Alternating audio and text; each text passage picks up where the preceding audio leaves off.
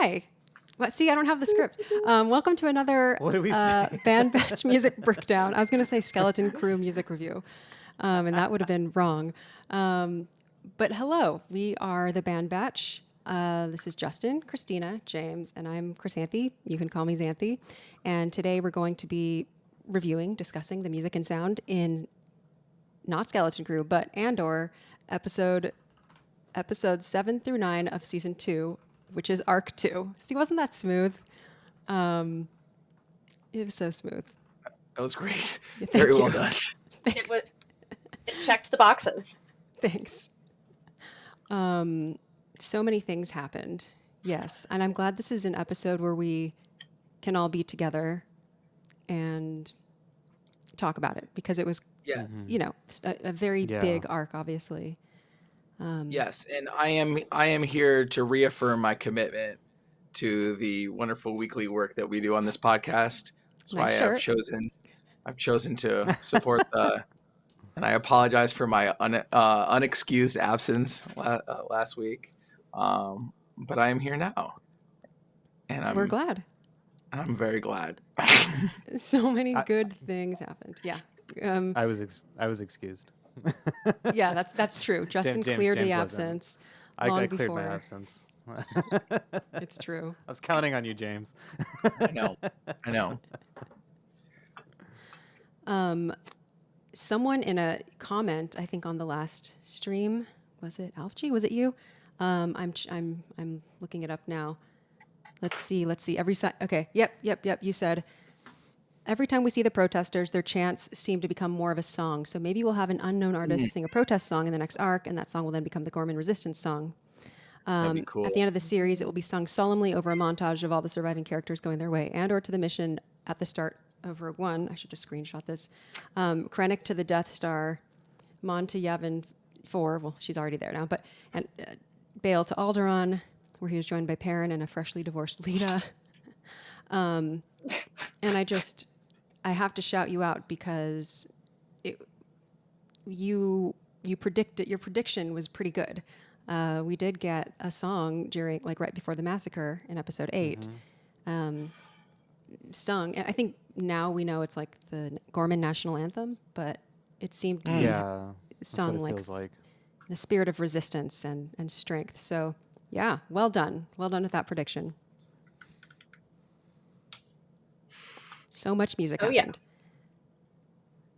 Wookiee Guthrie, Bab Dylan. What do you mean by that, James?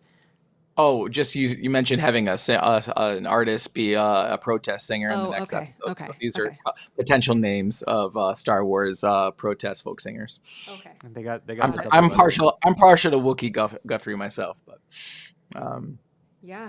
There's diegetic music, and it is not just incidental. Yes. This sand is your sand. This sand is my sand. This sand is rough and coarse and gets everywhere for you and me.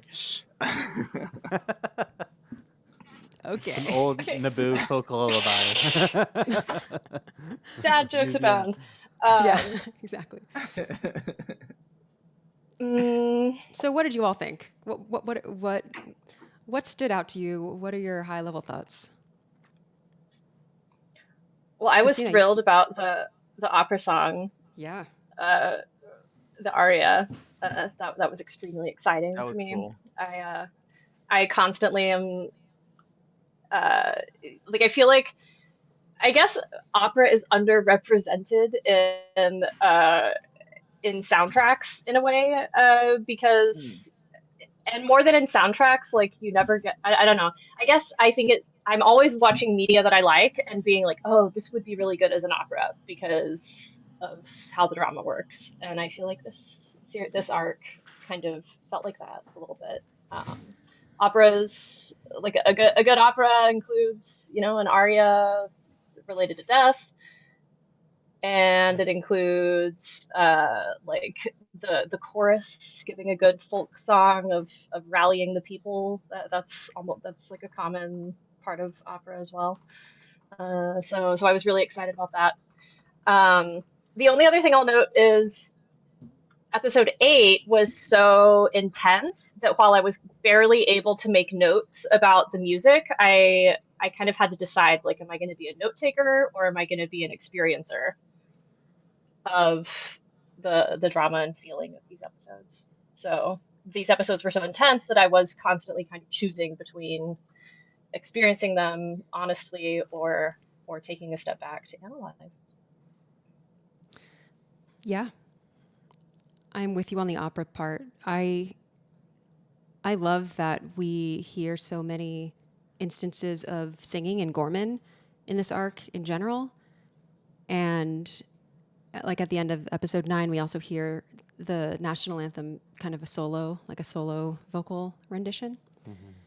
And then we also get, and I don't know what language it was diegetically, maybe it also was in Gore.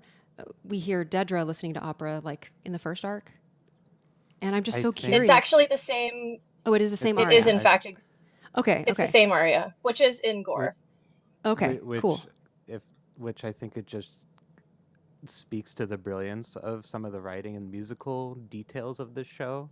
If you think she was listening to that opera, I was just freaking out about this like a half hour ago to my partner because I was like, oh, it's all coming together. I just had one of those moments, and we'll get to a bunch of those later, I'm sure. But like, she's listening to that in the first arc, the first 3 Yeah. episodes we heard her seeing that, and we had that whole discussion. We don't quite know what it was. I watched with subtitles, so when it came on in this arc in the end credits, it said singing in Gore. I was like, oh, it's the Gorman opera. I'm like, oh, that's so cool. That's here's the track. And then a half hour ago, I'm like, she was studying the entire time from arc 1, and notice how she turns it off when Cyril walks in the room. Mm-hmm. And then we find a big reveal with Cyril, blah, blah, all these other things that we're going to get to. So it was just, I love the tiny little details that are insignificant but huge and kind of tell a lot. Poor Cyril. I want to know what that whole opera that aria is about. Right? Like what Gorman, if it was in Gore, what did it represent to the planet? What did it represent for the art of the planet? Was it like their Madame Butterfly, like their version of it? Was it a Yeah. That is really interesting. I did just send an image, just a screenshot of the translation of the text. So Right, and they wrote it it's- in. So they wrote it in interesting. English, and then they had it translated into Gore, Yeah. and then it was sung. I like how. Yeah, so Tony Gilroy wrote the words for this and also for the national anthem. Though the national anthem, Nicholas Bertel wrote the music for, and they worked on that before season 2 started filming. I'm curious when in the timeline this was created. Yes. So when we Totally. said farewell, even as we spoke, I knew try. Yeah, I mean, it is bleak, I guess. This is the Yeah. aria. This Wow, is the there's- aria, the Oh, okay, lyrics, which yeah. I got from Screen Rant, who said they had the exclusive on the translation. So An exclusive, apparently, yeah, that's what I guess, for the like article 5 said. minutes.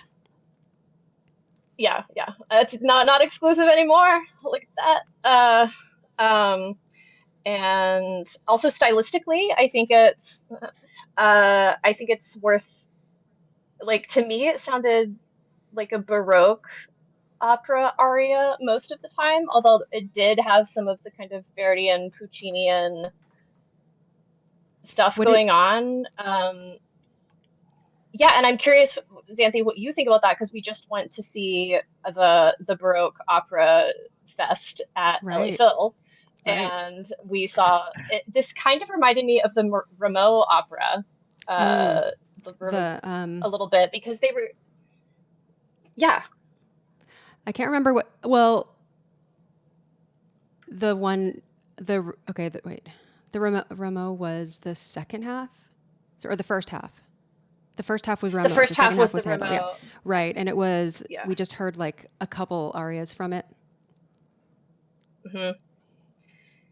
And one of the things I noted when I was trying to kind of classify this music maybe we know it's composed now, but I guess to classify where it came from, would be there was some straight tone singing, and that is not very common in modern opera, in romantic opera. That's Yes, kind of more of a Baroque thing. 100%. Because, yeah, this is actually, yeah, I Hmm. was talking about this to Ender last night, and I was saying that I didn't articulate it, but I was thinking about the straight tone singing being, yeah, not something you hear in Puccini very often. I Totally. wish you And when would. we heard the snippet, when we heard the snippet that Deborah was listening to in the previous episode, I thought it sounded kind of romantic, the way that the orchestration was going like bup, bup, bup, and sparse. But then when we get to hear the full thing, I thought, oh yeah, this is like, I don't know. I'm not really sure that I'm classifying this as a kind of romantic style opera anymore. Um, but also, I deleted apparently in my notes the name of the performer who performs It's the opera. it's Uh, Anne de Renai. I don't know how to say her name. mm, Um, yeah, yeah, yeah. and I thought she did she, a really nice job. yeah, according to her website, she does lighter dramatic Puccini and Verdi soprano roles, also bel canto stuff. And some Baroque stuff as well. Um, so I think they selected her very, very well. Yeah, Bravo. did it sound like a Bravo. live? Did it sound like a live recording to you? Like it sounded like it was meant to sound like a live Hmm. recording of the Hmm. opera being performed. It's unlikely, but I it don't definitely had that effect. I mean, I think it was. It sounded like it. I don't think it was, but I think it sounded like it was mixed, like it was. Yeah. Yeah, like it was all in the same room, and there's probably a little bit of like some of the sends were probably bleeded around to the different mics to make it sound like everything's being captured in the same space. Yeah. Samantha says, for me, it was a I combination of Baroque, opera, and bel canto. Yeah, mhm, yeah, yeah. I'm not aware. I guess I don't know a ton about it, but I feel like opera recordings tend to just be of live shows, right. not so much in the So, studio.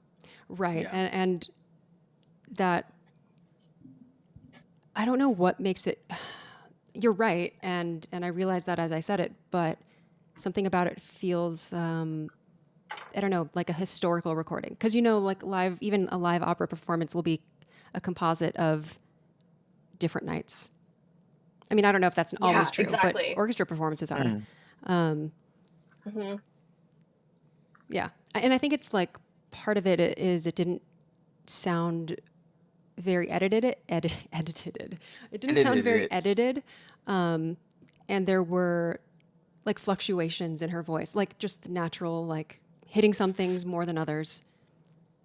And I can imagine if it were like a studio, like a recording meant to be like just a recording of the opera rather than a recording of this date of the opera, that they may have used other takes. It's interesting. Yeah, absolutely. And so I admire their restraint in putting this together, in not like editing it. Yeah, I think that tracks. I love that um, a lot of the Gorman stuff, it seems like in Gorman culture, they accept that they're awesome, and so they don't feel the need to edit themselves all that much. They're like, this is who we are the Gore. We know that we're cool and that we have amazing culture, and we're happy that you also recognize that, which is a little bit, that didn't sound great in a way, but I think it is true. Like they really the whole thing about Gore seems to be that they about the whole thing about Gorman seems to be that they take pride in their culture. Um, and their culture is kind of the bedrock of their society. And that is what makes it especially poignant that the Empire destroys that to get some substrate foliated calcite. And I think Right, that and is that's also the what makes them so attractive to Luthen as a symbol, because they have, yeah, exactly. That is definitely used against them by the propagandists, but also on the side of people trying to gain support for the rebellion, that is a powerful symbol, and probably, unfortunately, something that more people will sympathize with than if it were a planet that just like didn't have resources, didn't really have like booming business, didn't really have a lot culturally that people respect in the galaxy. Like a poorer country, or sorry, planet, wouldn't have gained as much sympathy for the rebellion. I find it really interesting the usage of like the national anthem of Gore. It reminds me of kind of the symbolic meanings of like nationalistic symbols and how they can become symbols of like resistance and symbols of the oppressed when larger imperial and empirical forces kind of like uh, take take hierarchy. I think it reminds me of resistance movements that um, in today's. I mean, obviously this particular show is like I think Tony Gurois made some really poignant comment. It was like you could probably drop this show at any point in time and it would somebody would resonate it in any point in time in human history. But just that idea of just like you think of people that use flags or slogans or national anthems that like that you could maybe there's probably like historical context that might need to be removed to a certain extent for that resistance um, movement to adopt those, but they become stronger symbols of like of an inclusive identity that's fighting a more oppressive force. I don't know, just kind of remind because when I usually think of national anthems, in some ways I don't think of resistance movements. I think of you think of like the United States national anthem. Of course, it like at one point in time it was like a cry for rebellion and a cry for revolt. But now the U.S. is now a global imperial force. And that national anthem doesn't necessarily echo the same things it once did. It's just kind of interesting. It makes you think a lot about what these symbols mean to people in positions of power or lack thereof. and what's Yeah, and the interesting going. unifying power. Oh, keep going, Go ahead, Justin. Justin. Sorry, I think I'm permanently destroyed with the delay. Going off of what James is saying, what's so interesting too with this symbol, this national anthem we're talking about, the one that is probably most familiar to us is the U.S. national anthem. Probably after that, something like England, Canada. Go on with what it's kind of in the surrounding territories. But if you look at what's really really brilliant about this national anthem is that it follows what other national anthems sound like and how it's written and stuff like that. Say more about that. I no, actually, Say Gore about that. no, it's interesting. Well, in transcribing it, and this is going to circle back down to what James is saying about it being a symbol. There's a link to this. That the anthem what makes a really solid national anthem, and this is coming from someone who doesn't write national anthems ever. Has no experience doing You better this, add but one what to your makes- repertoire. But what makes these songs so effective is that they're easy to sing, and a large crowd can Yep. sing them, and they fall usually within an octave, a musical octave. So if we're here's is that coming through at all? Yeah. Yeah, sure is. Something like that. So yeah, so like an octave is if we're playing the white keys on a piano, it's just from C to the shining C, haha, C to C. Most people can, even if you're like arguably tone deaf, we could say, can sing an octave, or at least can vocalize that range of pitches for the most part. So it's really easy to, if you have something like Jingle Bells or like the Olympic anthem or like things like that that all fall within an octave range. A lot of people can sing them, and this song falls Or the within an Star Wars. octave range. Yeah, dinosaur receive too. Exactly. If it's too complicated, it gets all over the place. You can't remember. You can't sing it. It's hard. It's too hard to sing. Right. This one goes from basically an E to an E,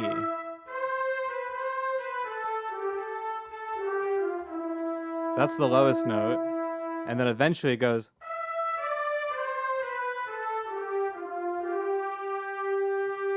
in different parts of this. Yeah. Thank you, Anthony. Yeah.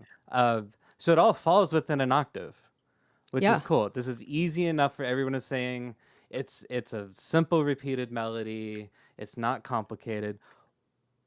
What's notable about our national anthem in the United Yeah, I was States just is gonna Yeah, I that was say. gonna, yeah. I was is like, that it does there's a glaring go exception. far over an octave, Because and it's actually Americans Yeah. are the best. No, right, and With it's a- incredibly air quotes. incredibly difficult to sing. And also, Let's fun make it fact, it used to be, yeah, right, and fun, it used to be a British, I believe, like a British drinking song, Yeah. known for being how difficult it is to sing, and you'd sing it and get drunk, more and more drunk, and Yeah. you'd try and it get funnier throughout the night.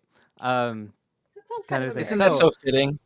Isn't Right. that so fitting that the United States national anthem is not to be enjoyed by all? Okay, it is only It's for the select few that can actually That But actually but sing it. when those hold select few themselves do up it, by their own vocal bootstraps and Right.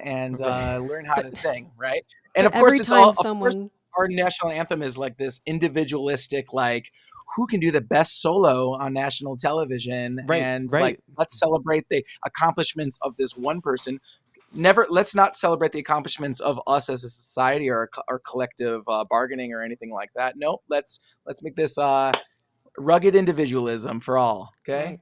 Yeah. Anytime Anyway, someone performs the national anthem, it is basically they are signing up to be ruthlessly judged, correct. Right. evaluated. Because if you don't sing it, because you got to either sing it exactly as it's written, or if you got to put your own personal flourish on it, which not knocking, just saying like we've had very interesting examples of individuals doing their own takes throughout the years. But anyway, so going back to that, so ours is notoriously difficult. I went online just to continue this theory and like point of information, nationalanthems.info, which just logs all the national anthems of the world for their best part and posts the lyrics and the sheet music, the composer, the known in use since, blah blah blah. I looked at Great Britain.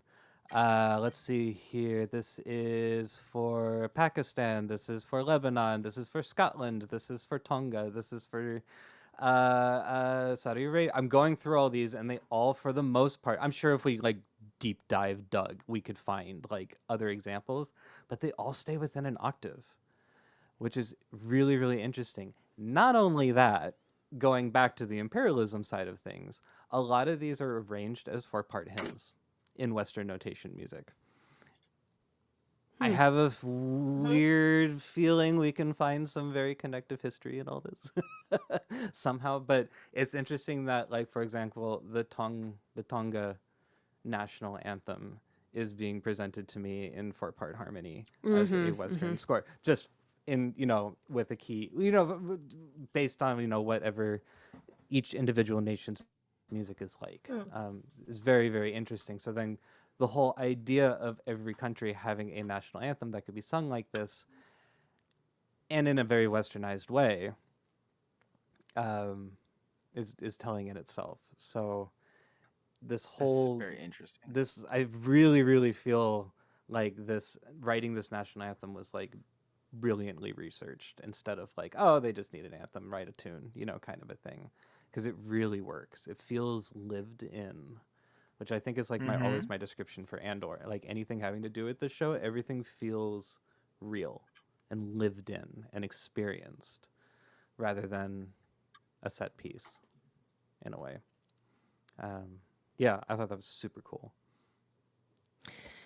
Did you all Absolutely. notice that we've heard this Gorman national anthem since episode 4 in the score? Of course not. I think after the fact that you said that, I did. It makes sense. Was this the Chandrila No. when we enter Chandrila?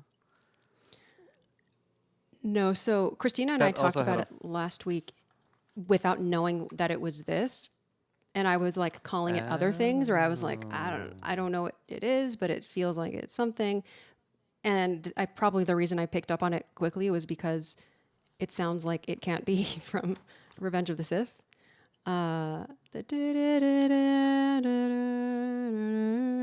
and I was like, this is very tragic. Like I associate it with tragedy. So, but we were hearing it like during the town hall meetings, and and when the hotel worker was recalling the Tarkin massacre, that started playing in like episode 4, and yeah, at the time I was like thinking it as like Gorman memories or Gorman resilience or something. I didn't know what it was, but and then the other part of it, Christina and I had a lengthy discussion about how, oh, there's a scale.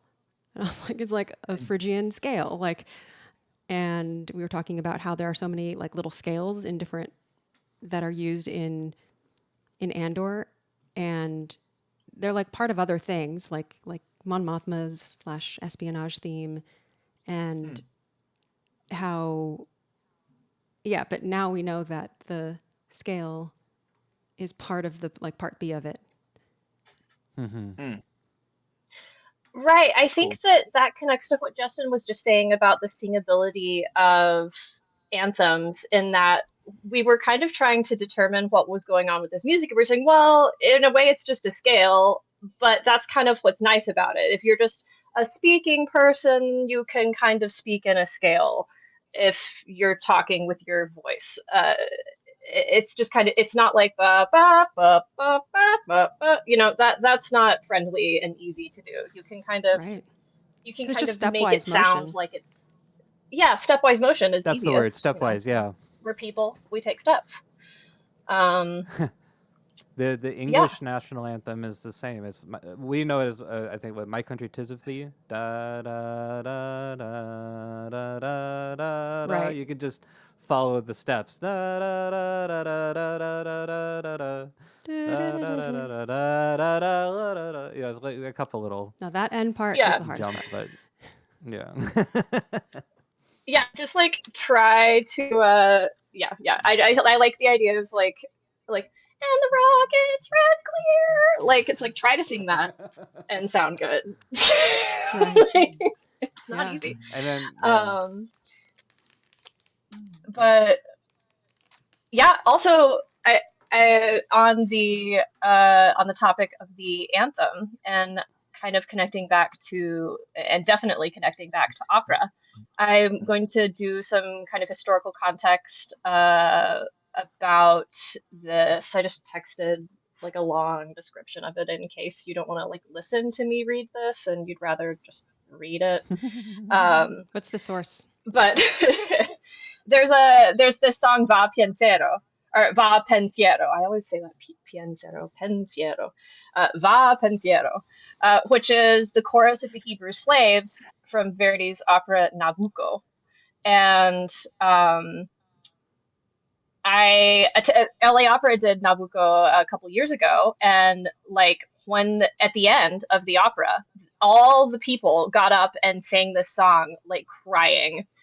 Everyone in the audience who was Italian knew this song and like cried while the whole orchestra like it was very powerful. So that's kind of so this is that powerful that even not in Italy, hundreds, like a long time later, this song is such a big deal. And it's very relevant to maybe the Gorman song, because basically this song allowed help.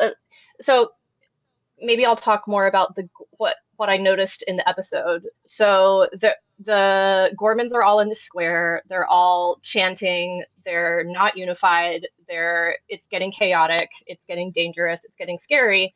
And that one guy, whose character name I don't know, starts singing the Gorman national anthem, and it unifies everyone into a sort of peaceful and clear expression of the feelings of the people. And that was really powerful, I think. His one voice cut through all of that, because I just think that was a really powerful moment when his voice cut through all the chaos around him.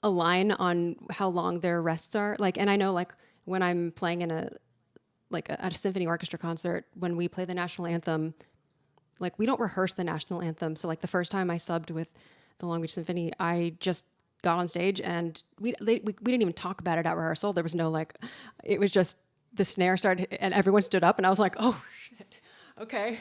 And then everyone started playing the national anthem and the length of the fermata and everything felt very just like kind of standard. It felt like kind of, just, Yeah. Well, that's it wasn't interesting like that nothing we're surprised me. It was like orchestras tend to do it like this. And people would tend to do it like that too. I think this is reminding me of, which again just goes into the brilliance of Andor in the show and like creating a culture and a representation of a culture and the culture's song and how the culture sings their own song as a group. Wasn't this like kind of like the composer, English composer, Australian composer, Percy Grainger? Yeah. Have we all been subjected to Percy Grainger's music if you're in the wind band world? Correct. The guy was obsessed with folk singing. Noted He white was supremacist. Yeah. Yes, But yeah. there's a whole we can get into a whole thing about Percy Grainger, but for the purpose of this, he was obsessed with folk singing, and he was obsessed with how groups of people sang versus how a choir sang. So he would try to put that kind of stuff in his then entirely notated music. So it's like kind of like working against himself in that sense. But he would add all of these like meterless fermatas and just kind of like, here's the kind of the rhythm of the notes for you all to sing and kind of play at this possible maybe tempo, possibly with a question mark in the score. You know, it's like I think we played a piece by him and he literally had a thing that he wrote that said very slightly faster with a question mark, and you're like okay, Right. are we doing it today or doing it flip a coin? But that's because that's how people sang. He was interested in like but how just what we would call folk singers, real people, common people, folk people would sing, kind of a thing. I feel like this connects to what James was saying about what was it called? It sounded like the word Entrainment. training, but entrainment, yes. Entrainment. And then I mean, the concept of psychological resonance is a really big deal within crowds. Humans absolutely we've proven that we have the ability to just kind of know things if we're all in the same area and proximity. You kind of like with the singing of the national anthem and stuff, like there's a way that we naturally can feel what everybody else is doing and do it together. We're really good at assimilating and doing the same thing together if there's some kind of thing that's strong enough to make us do that. Sure. And that definitely I thought Interesting comment. Over here in the UK, every contest starts with the national anthem, so every band rehearses it. I'm guessing you mean like every battle of the bands, even like. So every band rehearses it in case you're the first one on and have to play "God Save the King." Okay, clarifying question: do you mean like rock bands, or do you mean like wind bands? Like Yeah, and like what literally contest are you talking about? Are you talking about sporting events, or are you talking about some type of like wind ensemble contest? What do you mean by the first one on? Because I'm wondering if it's like literally like a battle of the bands type of thing, like rock bands or something. Right? Contest. That's feel like- that's the most interesting interpretation, I think. Yeah, what does contest mean? Which contest are you referring to? Some clarification is needed. I guess We say sporting competition in the U.S. No, I'm just kidding. I was about to say, I think we're talking about no, a we say both. sports contest. Yeah. I like the idea of just every just every band has to be prepared to play it. Yeah. You're like, okay, all right, guys, 1, 2, 3. Okay, Yeah. cool. We're done with our set. Let's make sure that we can play "God Save the King." You know. Yeah. Awesome. I'm also going to note that the Verdi's Va Pensiero follows the same rhythmic thing we were talking about, which was Va Pensiero and happy birthday. Or, well, it's not really happy birthday. Sorry, happy birthday. But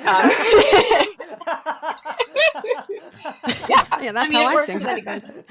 Happy How do you guys sing birthday it? to you.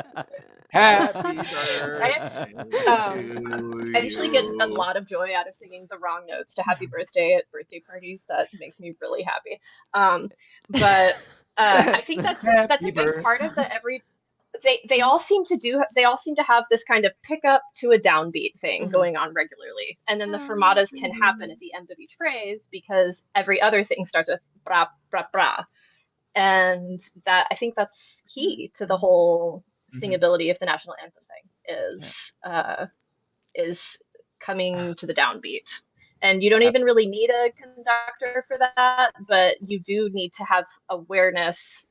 That psychological awareness has to tune in to do it together if you don't have a Got it. conductor. And Justin, you were just talking about the difference between choral singing and people singing.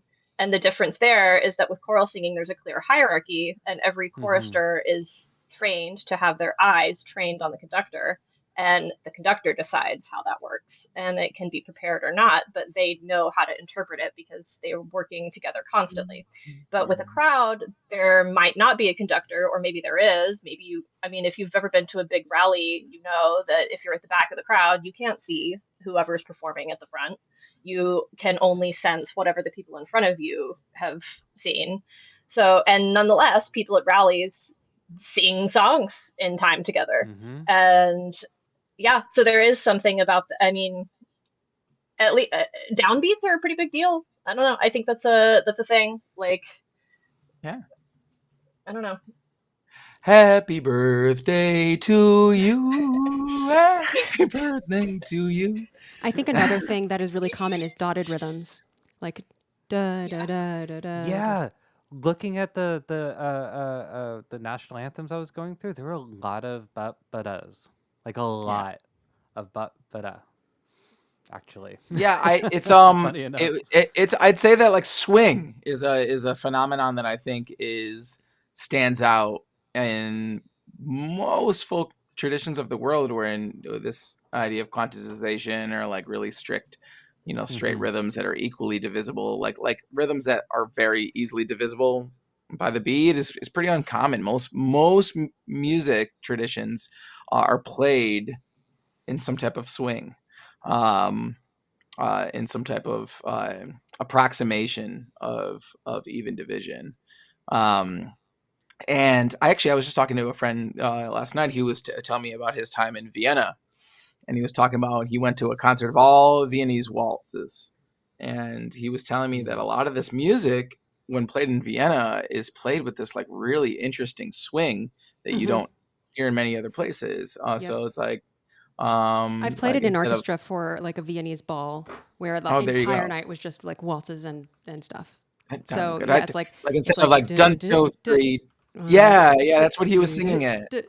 yeah. Dun dun dun. So like dun dun dun dun dun would be more like dun dun dun dun dun Yeah. dun dun. Like it was like crunching those things together. And yeah, so I think that it's kind of funny. I think that the dotted eighth, 16th like representation of swing sometimes annoys me, but I recognize that it's necessary because I think I see a lot of like modern trained musicians like really put that in the box and take that very literally. Of just like 1, 2, 3, which kind of takes out some of the bounce in the swing of how that is actually intended to be expressed. But yeah, for sure. Yeah, it allows for flourishes of wildness. Like when I picture the Viennese waltz, that ba ba ba thing is because people are like twirling and stuff. Yeah, Mm-hmm. Um, yeah, or in the national anthems, it's because you can have a moment to go like this, and you can. There's a certain the dotted rhythm does provide a moment of flourish.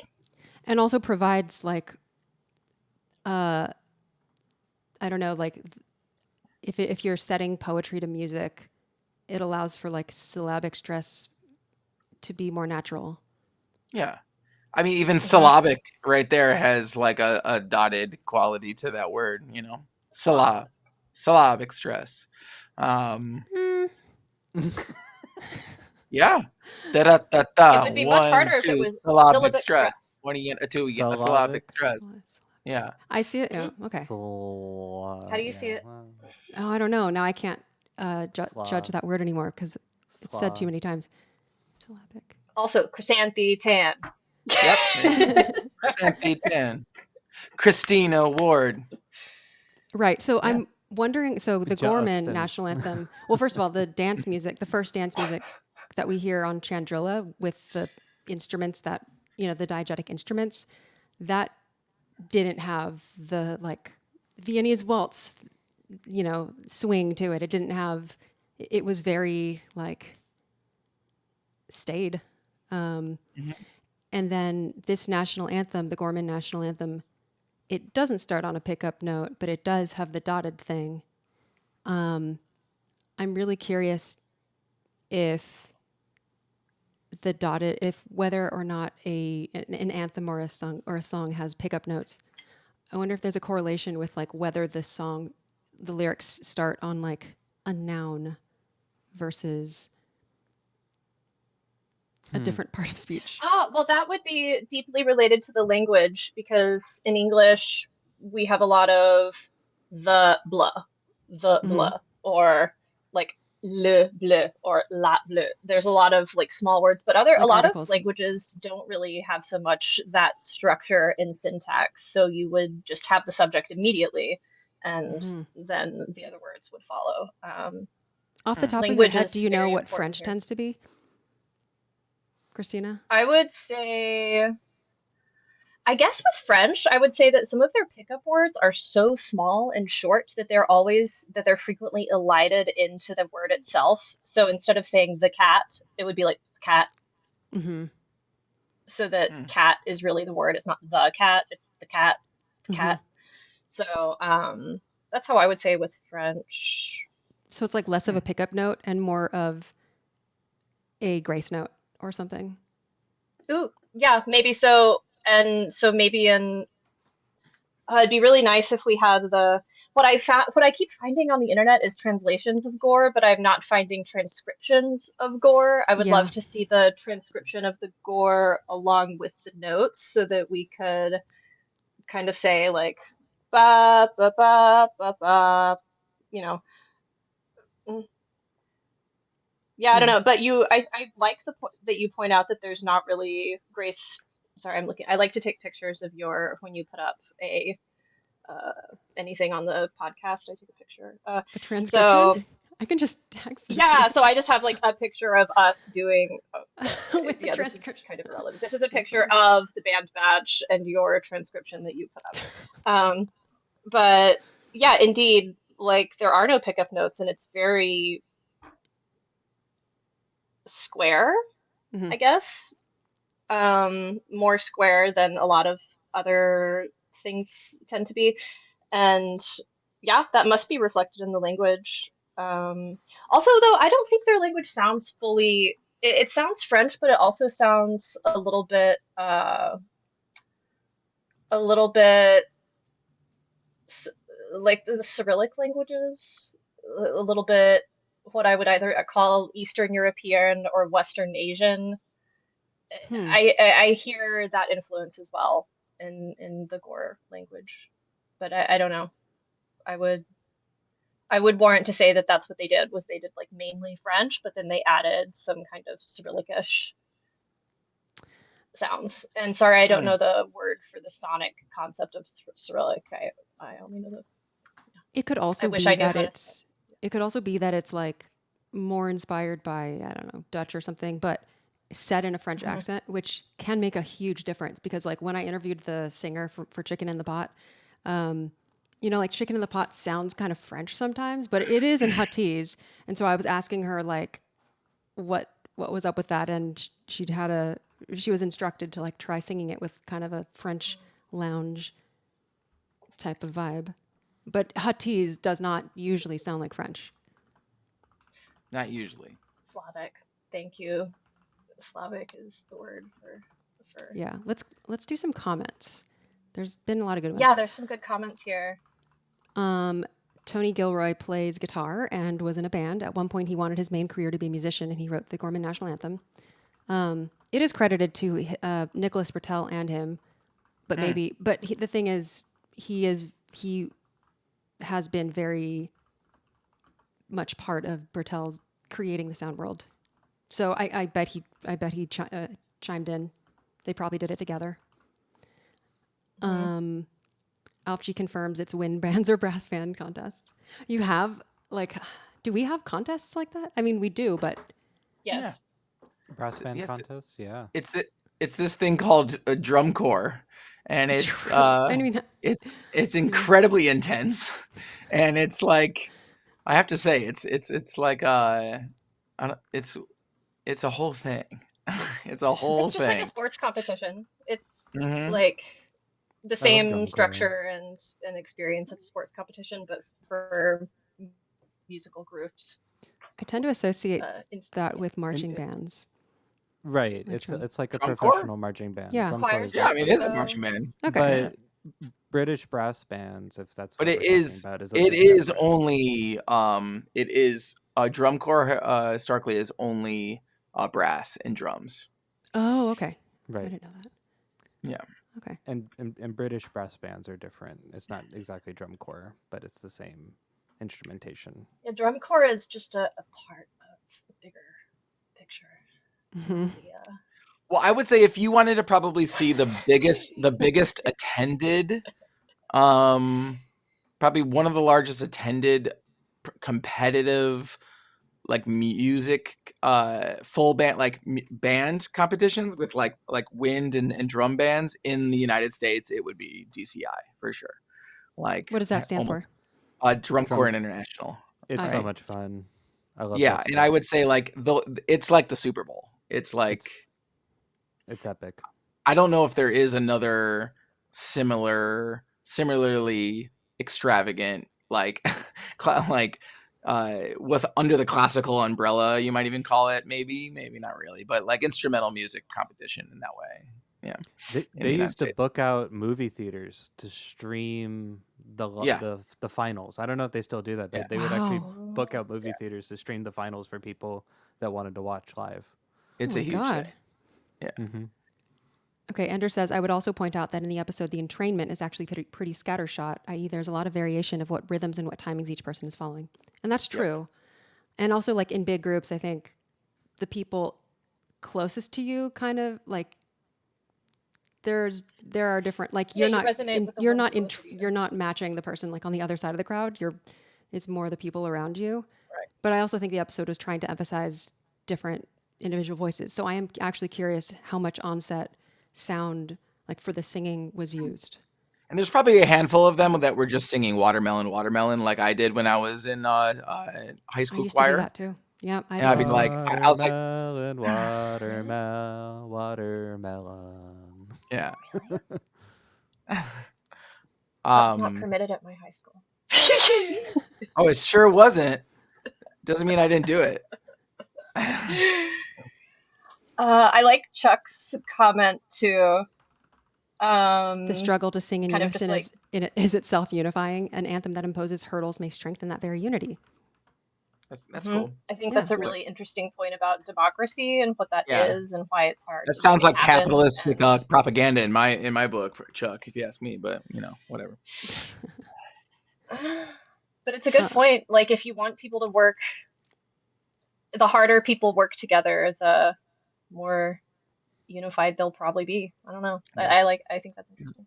Meanwhile, And then I also like all of the actors. Meanwhile, the that are- 1% have only 3 notes that they have to sing, and they're asking like that they worked really hard to sing it. Anyway, go ahead. Yeah, I was continuing on the comments. Yeah, this is a good. I like this. Yeah, all of the actors that are speaking Gore are French. Okay, Their dedication to this language is just inspiring. that's cool. It felt real. It felt lived in and inspired for sure. One of my biggest pet peeves with made up languages in shows is how fake the people sound speaking them. Actors and actresses will sometimes sound speaking them. It's even like in Shakespeare when it's English, but actors and actresses put on that and thus thou blah blah blah, blah, blah, this is how we would speak normally, and the best Shakespeare I've heard is spoken like a conversation instead of the same words, just not acted Does that make sense? Oh yeah. And what they're doing with this language is just, Appropriated. yeah, this Yeah. how they're treating it is so good. It's so believable. Like more believable than like the Chandrillin language when they're saying like Mhm. Sagrona Tima is like, yeah, Sagrona Tima to you too, instead of like Although an that does make accent. sense. Totally. But Yeah. that's what's so interesting about it too, is like this is like they're calling back to a language they don't actually barely speak anymore. Yeah. Interesting. And this I is think like that's this. It's yeah. fascinating. Andor nailed like the differences in people using the languages of their culture. Where yeah, like in the wedding, they're all like, this is an old custom. Like we're doing old stuff. So Every syllable is pronounced the same speed, so that we can hear every single thing that we say. That's like if we were speaking like that. It's so interesting. Matthew says, Arik oh, says, "Oh, oh, Arik says the English lyrics rhyme to the Gorban national anthem." yeah, yeah. No, And they also, don't.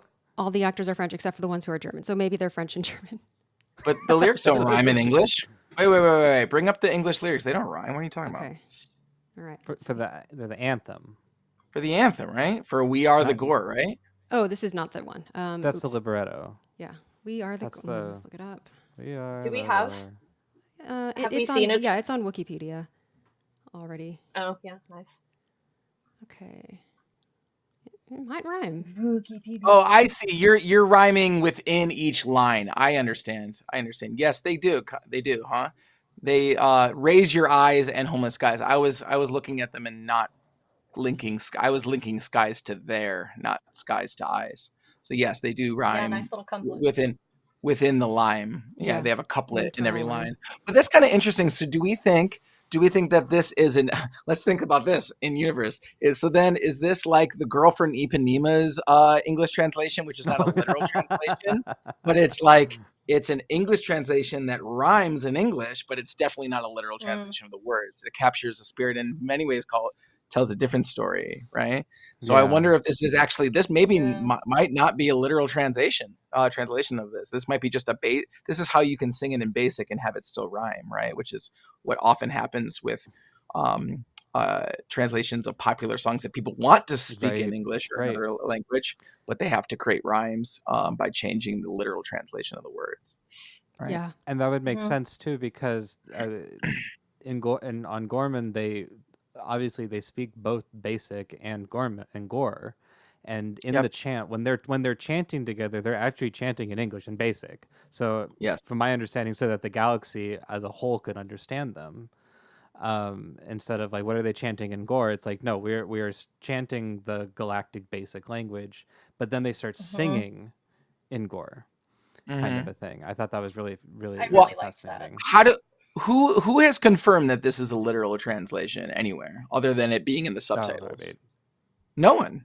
I mean, let me give you an example of where the subtitles aren't if you've ever watched the movie Parasite, there's a scene in which the character um, uh, talks about speaking on a chat app, right? And in the English subtitles it says, "Oh, I messaged you on WeChat."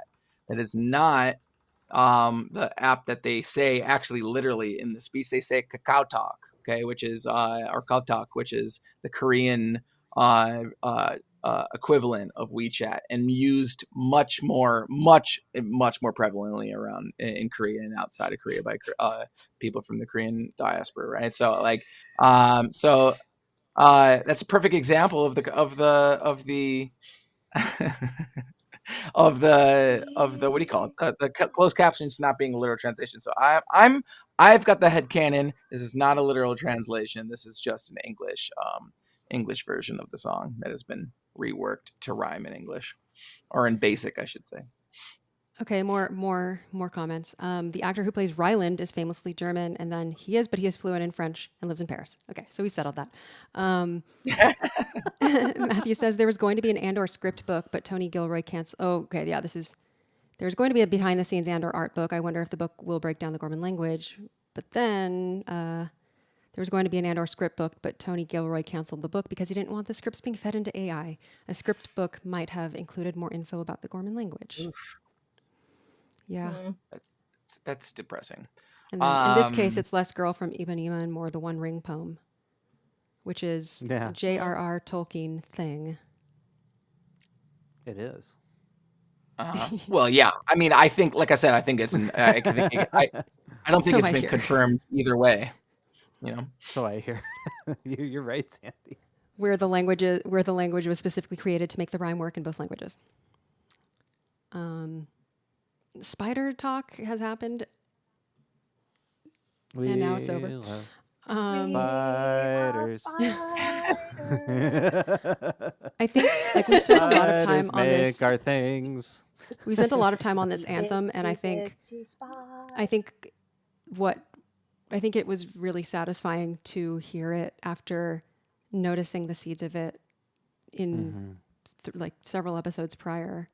And I'm curious how that came about, because it seems like they had the anthem finished before filming, but then like they also recorded multiple versions of it. If you on the soundtrack that came out a couple days ago for Arc 3, there's like an orchestral version, there's like an a cappella version. There are several versions. So clearly this was like an important centerpiece Oh yeah.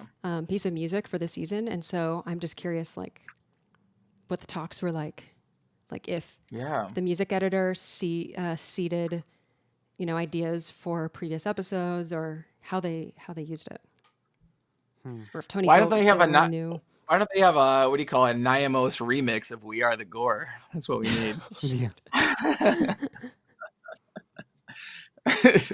I think one of the things, talking about what must have been the what could have been the collaborative process between the creators. One of the really impressive things about Andor consistently for me is the way that the camera, what's going on camera, what I'm seeing with my eyes, the way the cinematography is made, the way that very often is so strongly mirrored very successfully by the music. And I find that to happen really frequently, that I notice, like, wow, like if I were to describe what I'm seeing on screen, I would also describe the music in the same way. I would use the same adjectives to describe them. And I saw a lot of examples of that throughout these 3 episodes. I would agree with that. I feel yeah. like moving away from the anthem, but sticking with the protest and what would then eventually become the massacre. Like the lead up to the anthem was, the score was so simple, very, very simple. It was just kind of glissandos, and like you got the percussion thing going, like pulsing underneath, but then it was a lot of in different ways. And slowly, as the tension rised from the beginning of the episode, where they all wake up and like, what's going on? What's going on? All the way to the point where they start singing. The orchestra, from what I could tell, stays very low and just very plodding in a way. And up until the point where they start singing, that's when actually the whole timbre of everything just starts to rise more and more and more. On top of this growing cacophony of crowd sounds, like I was the second time I watched it, I was still like trying to take notes, but also just like you said, Christina, just watching and like, whoa, all these things that are just happening all at once. Yeah. And taking in just the chaos of it all, was really, really. They really edited the sound to really ramp up throughout the whole thing, to the point where the ending point, the breaking point, was so chaotic. When the stormtroopers started firing and we have that whole situation happen, it was so chaotic up until that point. When I think my favorite sounds from that whole section, 2 favorite of the TIE fighter roaring over top of everybody. Slightly different sound than usual TIE fighters. This sounded like a scream almost. It was interesting. It was like roared across. And that and all of the Gorman air horns I thought was super interesting. Those were They so were all cool. holding their own personal air horns, which, if we want to be hyper nerds about, can go link back to the Gorman traditional horn, which here's the handheld electronic for the people version, kind of a thing. And if you want to be even hyper nerds about it, I went back now and just listened back to the projection of the Gorman, like when the Krennics and the off showing the Imperial officers that really like touristy projection of Gorman and be like, the Gormans are known for their spiders. Here's the traditional Alpenhorn of the Gormans. You know, they play it and stuff like that. It says played as a wake up call for the Huh. for the creatures and citizens who make Gorman what it is what they say, something Whoa. along those lines. So the weird seed planting that they do in this show, man, with sound and with Genius. insignificant little like things is just so interesting. And now they all have these like personal. It's not the exact same sound. I went and listened, but they're pretty like. I have a feeling that's what they're going for. It's like it's the Gorman horn, but this is like the handheld version you bring to the sporting event. Yeah. Like a Vuvuzela or Yeah. Yeah. or something like Also- that. Yeah. Yes. And the pitch cool. of that horn, Yeah, it's good. the horn, they were all F, right? Weren't like the F I think was so, yeah. that like Yeah. F4, I guess, F's in the chat, whatever for one sure. is, you know. Da, da, da, da, da. Well, yeah. They, yeah, I think that, I mean, basically that note becomes a sort of tonic, or maybe not a tonic, but a drone for that whole scene, because that F is pervasive throughout because of the Gorman horn. And but to me it doesn't come out like a tonic. It comes out more like a I mean, my initial thought is like, oh, it's probably the third of D minor or something like that, like good old tragic key. Right, But emphasizing I the minor key. didn't. Mm-hmm. Right, yeah, it doesn't feel like coming home to the F. It feels more like the F is pregnant with something that's going to come out. Yeah.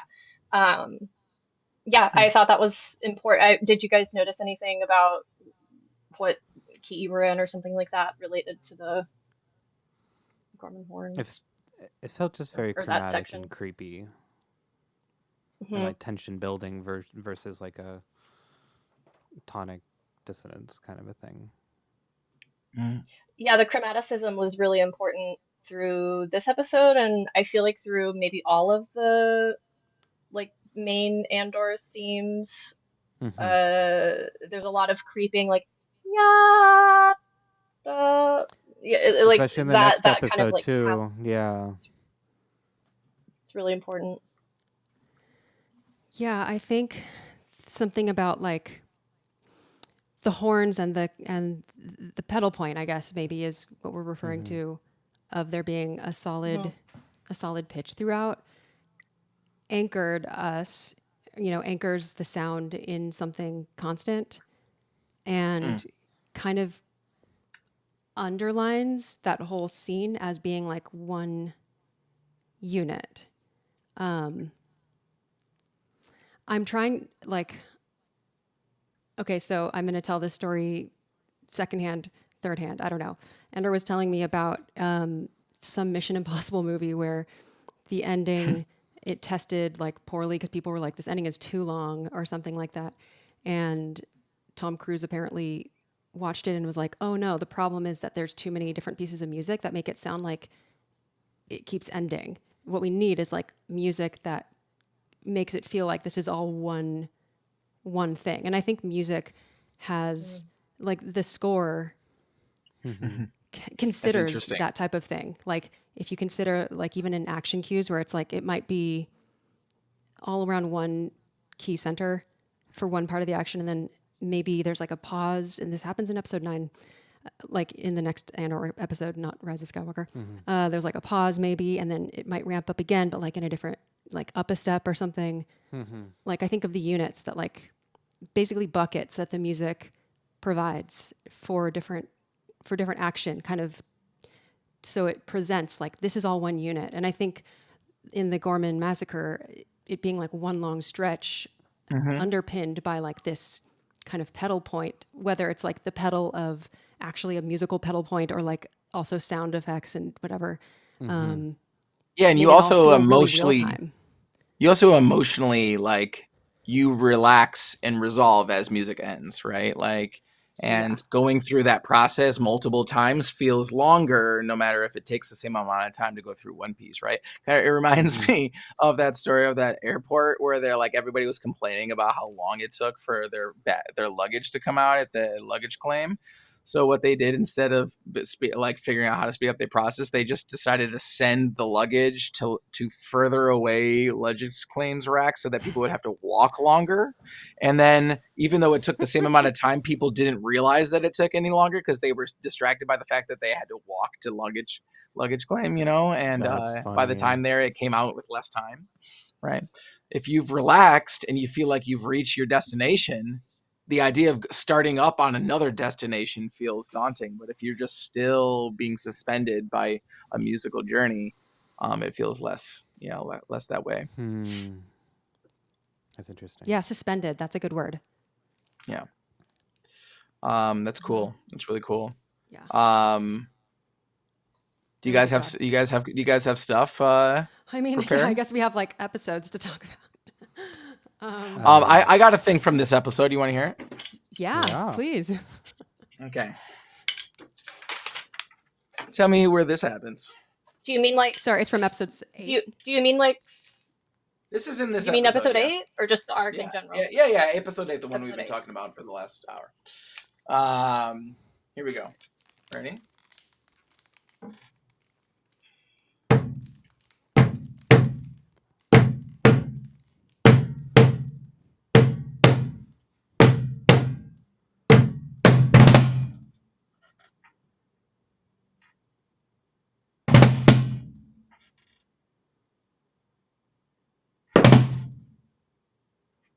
Okay. There's your weekly. That's been the whole thing. Country. Yeah, it's the whole thing.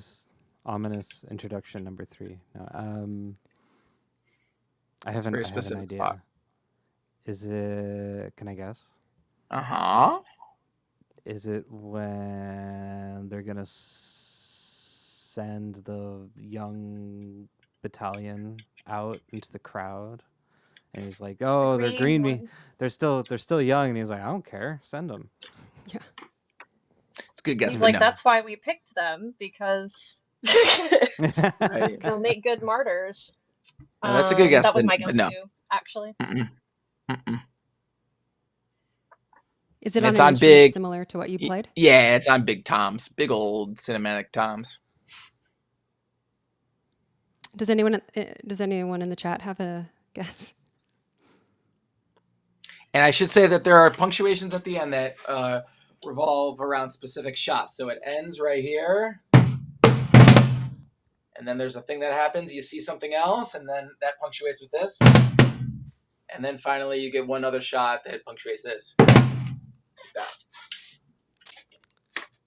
Does it have to do with Dedra? No, not really.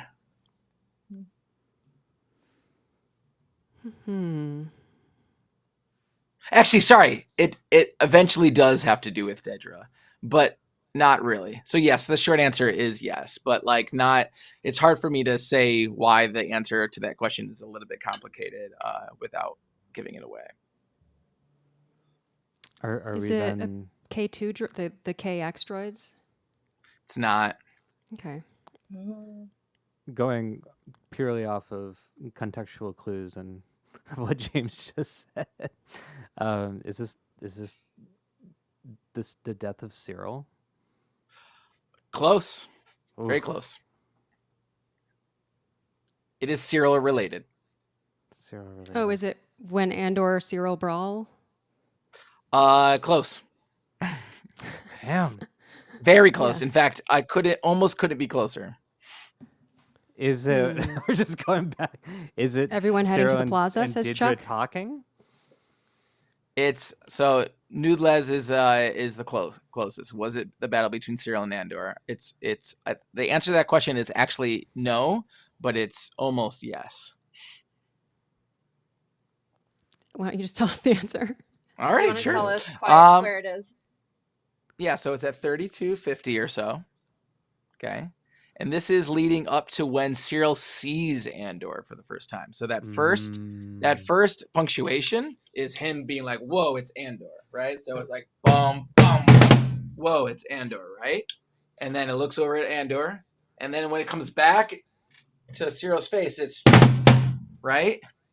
And then you see Andor pointing his blaster at Dedra, which is why the answer to that question earlier was like, it's not really about Dedra, but it kind of is, right? And then it's, because then Cyril's like, okay, not only is this dude I've been obsessed with, you know, like it kind of, to me, that kind of flips a switch that the way Cyril was feeling about that moment became, he was overwhelmed with his personal feelings in that moment. And then he was ultimately that met his end, because instead of choosing to just get the hell out of there, he was too enraged by his own personal feelings for Dedra and personal feelings against Andor, you know. So yeah, such a heartbreaking. Yeah, and it led up to the name of the episode, Who Are You? That's right. That's right. That's right. It was Cassian just go, who are you? And Cyril having that moment of like, but you know, and like, how do you answer that? And then just being taken out. It's just so, oh man. Well, it's kind of, there's that question can be interpreted in so many interesting ways. Like, who am I? Exactly. Yeah, who am I? What am I doing here? Why am I here? Why have I decided to do this? And, you know, also, why have I decided to like be so, you know, why have I decided to just turn a switch and go after, you know, Cassian right now, as if this matters at all right now, you know? Yeah. I mean, even the Gorman leader of the Gorman Front said to him something similar. He said, "What kind of being are you?" Yeah, right. You know, when he's trying to say, "I don't know," you know, all these things like that. And then for Andor, after all of Cyril's rage and obsession and kind of upending his life without realizing it, kind of a thing. Right. It's very, it's interesting. It's very Fifth Element. Almost in that sense, if you, without spoiling that movie for those who haven't seen it, there's a really interesting plot point that's similar in Fifth Element. It's really, really good. But yeah, it's just wild. I find it also interesting that going with Dedra, Cyril and Dedra in a way find each other. They don't meet each other, but they find each other at Ferrix during a riot, a protest. Yeah. And they lose each other now on Gorman during a riot when Cyril finally sees through. They all want the same, you know, it's a good essay to write. Different parallels between Dedra and Cyril's relationship and Bix and Cassian, all wanting things for their side, but all wanting to be together with their person, but finding different paths of how to make that happen. Some people have to go deeper into the rebellion. Some people have to try to escape the Empire or do what the Empire wants just so they can be left alone. It's interesting. Yeah. I wonder, so the first time someone kind of asks Cyril a version of Who Are You, I can't remember when that is, if it happened a previous episode or a previous season or whatever. Because I think what was it, Rylands who asked him at the beginning of the episode? What kind of a person are you? Yeah. And exactly. What kind of being are you? Yeah, so we have like, Cyril, this whole season, I think, and probably his whole time on Gorman, he's sort of been like questioned and questioning himself. Like, who am I? And yeah, that's like just a central question, not just for Cyril, but also for everyone, as maybe the time to take sides is long, we're past that point where it's like, it's also a question for Andor, for Cassian, who at the beginning of season 1 was like, I'm not involved in this. Count me out. And then in Rogue One, it's also going to be a question posed to Jyn where she doesn't want to be involved, but Cassian is sort of ready to make her commit. But Cyril dies with this question of, who am I and who are you? Right. Yeah, exactly. It's also exactly that too. yeah, another context that this question is presented is in the Gorman aria. It ends with how do I live? How do I live? And how do I live is another way to say who am I? There's who am I, which is kind of an identity question, but then the identity Mm. is not actually what you're doing and your actions really. It's how am I living? Am I living so that I prioritize my loved ones and the ones around me, or do I give that up and say farewell to those Yeah. things so that I can prioritize the rebellion? And it's like, who am I? The way you figure out how to answer that question is by saying, how do I live? And yeah, that's how you connect Yeah. the identity and the reality. Yeah. I love what Krunkberger is saying in the chat. Krennic to Jyn Erso and Rogue One, who are you? Which he does later That's on. cool. Mhm. I have a hot take prediction that I just came up with about 15 minutes ago in my head. Okay. Yeah. It's going to be in this last arc, trying to connect everything. I think Edie, Cyril's mom, is going to blame Mhm. Daedra for everything and send Uncle Harlow after Deidre. And she's gonna get a Yes. knock on the door, and she's gonna open the door and be like, "Who are you?" Who are you? And Oh, just that's Uncle Harlow interesting. takes her out because it's already been mentioned. Uncle Harlow is this mysterious person in the background, and Uncle Harlow, we also established, has a criminal history, according to Deidre, when she was threatening Edie with like, "Hey, leave us alone, or I'm gonna look into Uncle Harlow, who I've already done." It's all gonna come back, man. Uncle Harlow is Darth Maul. I mean, Yes. we've never met Uncle Harlow. We just hear about him. Yeah. He's Uncle definitely a Harlow, friend I was gonna though. say Uncle Harlow has been Luthen this entire time. Holy Yes. shit, man. That would be Oh, that wild. would be That would be good. wild. That would be That funny. would be wild. Hey, I we just want found that. out today on the internet that George Lucas loves Rogue One, it turns out. Isn't that wild? Good. Cool. And apparently it's the only Good. Good. it's the only piece of like Disney Star Wars media that Lucas has like offered like a glowing review of, it turns out, which is really weird. Interesting. I can't wait to watch Rogue One after season 2 and then immediately go into A New Hope. I think Yeah. that'll be a fun exercise. It's a fun new Mhm. reconceptualization of, now it's two stories doing this. We have the Jedi story and we have this underneath rebellion story actually truly meeting at A New Hope, Yeah. versus like when we first see A New Hope, we know the rebellion, yeah, sure, but it's like it's the story of Luke. It's a Jedi thing, surface level. It's very surface level.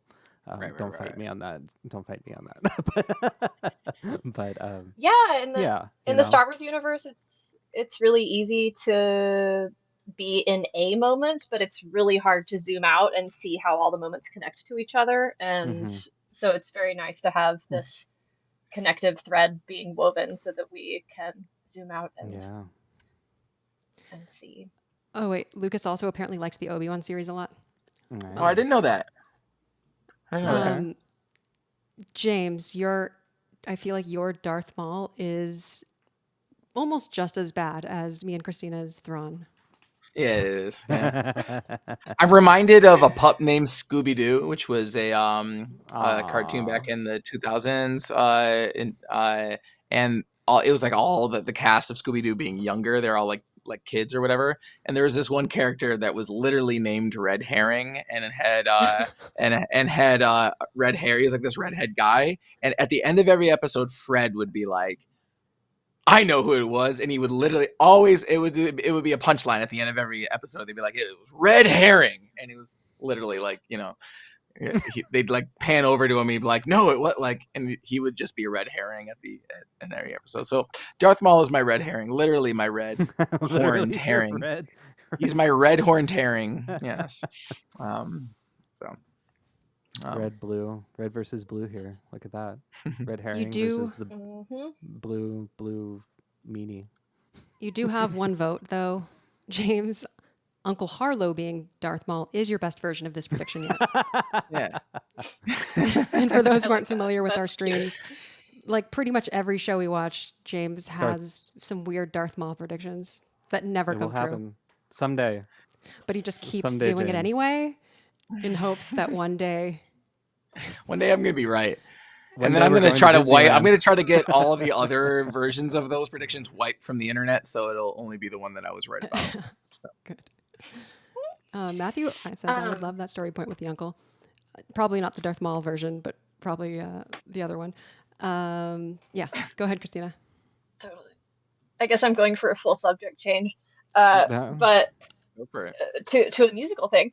What, no, I shouldn't say that. I actually like my point is worthwhile. But yeah, so in episode 8, one of the sound worlds that I thought was used a lot were sort of medium kind of low notes, and then harmonics above. So there was a lot of arrangement where it was like a kind of, we'll call it like a singing range note, and then a creepy harmonic. And that's kind of like Justin was talking about the glissandi, and like the build of all of this. But then when everything finally is really going down, at the moment when Dedra's in the elevator, or wherever she was, and like almost crying, and you can tell that her sort of inner being was having this feeling, and then her hand starts to twitch. Like it's like it reminded me of the concept of harmonics, I guess. It made me feel like, oh, there's the music is doing a really good job of showing that she's got this deeper thing going on, and then these smaller resonances happening, like either her almost crying or her hand twitching. And then I also thought that same sound world was used when Dedra, they did a shot of Dedra watching everything that was going on, and the lighting was in, I would almost call, she was shown in pale relief, meaning just that the lighting was super pale and strong on her, and then she had kind of intense shadows, so it was this kind of overexposed, very white shot. And during that moment, the music was it sounded a lot like Arvo Pärt. Yeah, I wonder if A it was lot. Tempt with Fratres. Yeah, I mean, I think if it wasn't Tempt, yeah, exactly. So it was very Fratres. I mean, it was almost exactly the same chords as Fratres. Yeah, If you put it with especially like a string quartet arrangement. it's like whatever, that kind of thing. Yes, exactly. And I mean, it was exactly like that. So, which is a sound world like that. In fact, Fratres is about, it's the word Fratres means brothers, and it refers to kind of the concept of good and evil always winning against each other, or like the two things always yin and yanging with each other, and that could be relevant to the episode. But yeah, I'm glad you also kind of heard an Arvo Pärt sort of an influence sound. Like that's how I would describe it. It was Arvo Pärt-y. Yeah, and, But and I'm like sure it's there's so a close that it like could almost. The thing is, I don't think Star Wars would actually like. I think if maybe it was Tempt and something very similar was created. That's my theory, because also on the soundtrack, the track that has that stuff in there doesn't have a credit for like like under writer. So yeah, and and usually I think they're rigorous about crediting. So yeah. that's the How would you only. describe that music other than Arvo Pärt-y? Because I don't like using something that like you have to know who Arvo Pärt is and his music in order to know what I'm saying when I say Arvo Pärt-y. How would you describe that? I would also say harmonicsy or bright and shimmering. Mystical, like kind of mystical. Um, Hmm. it also, Well, he's also famous for being tonic.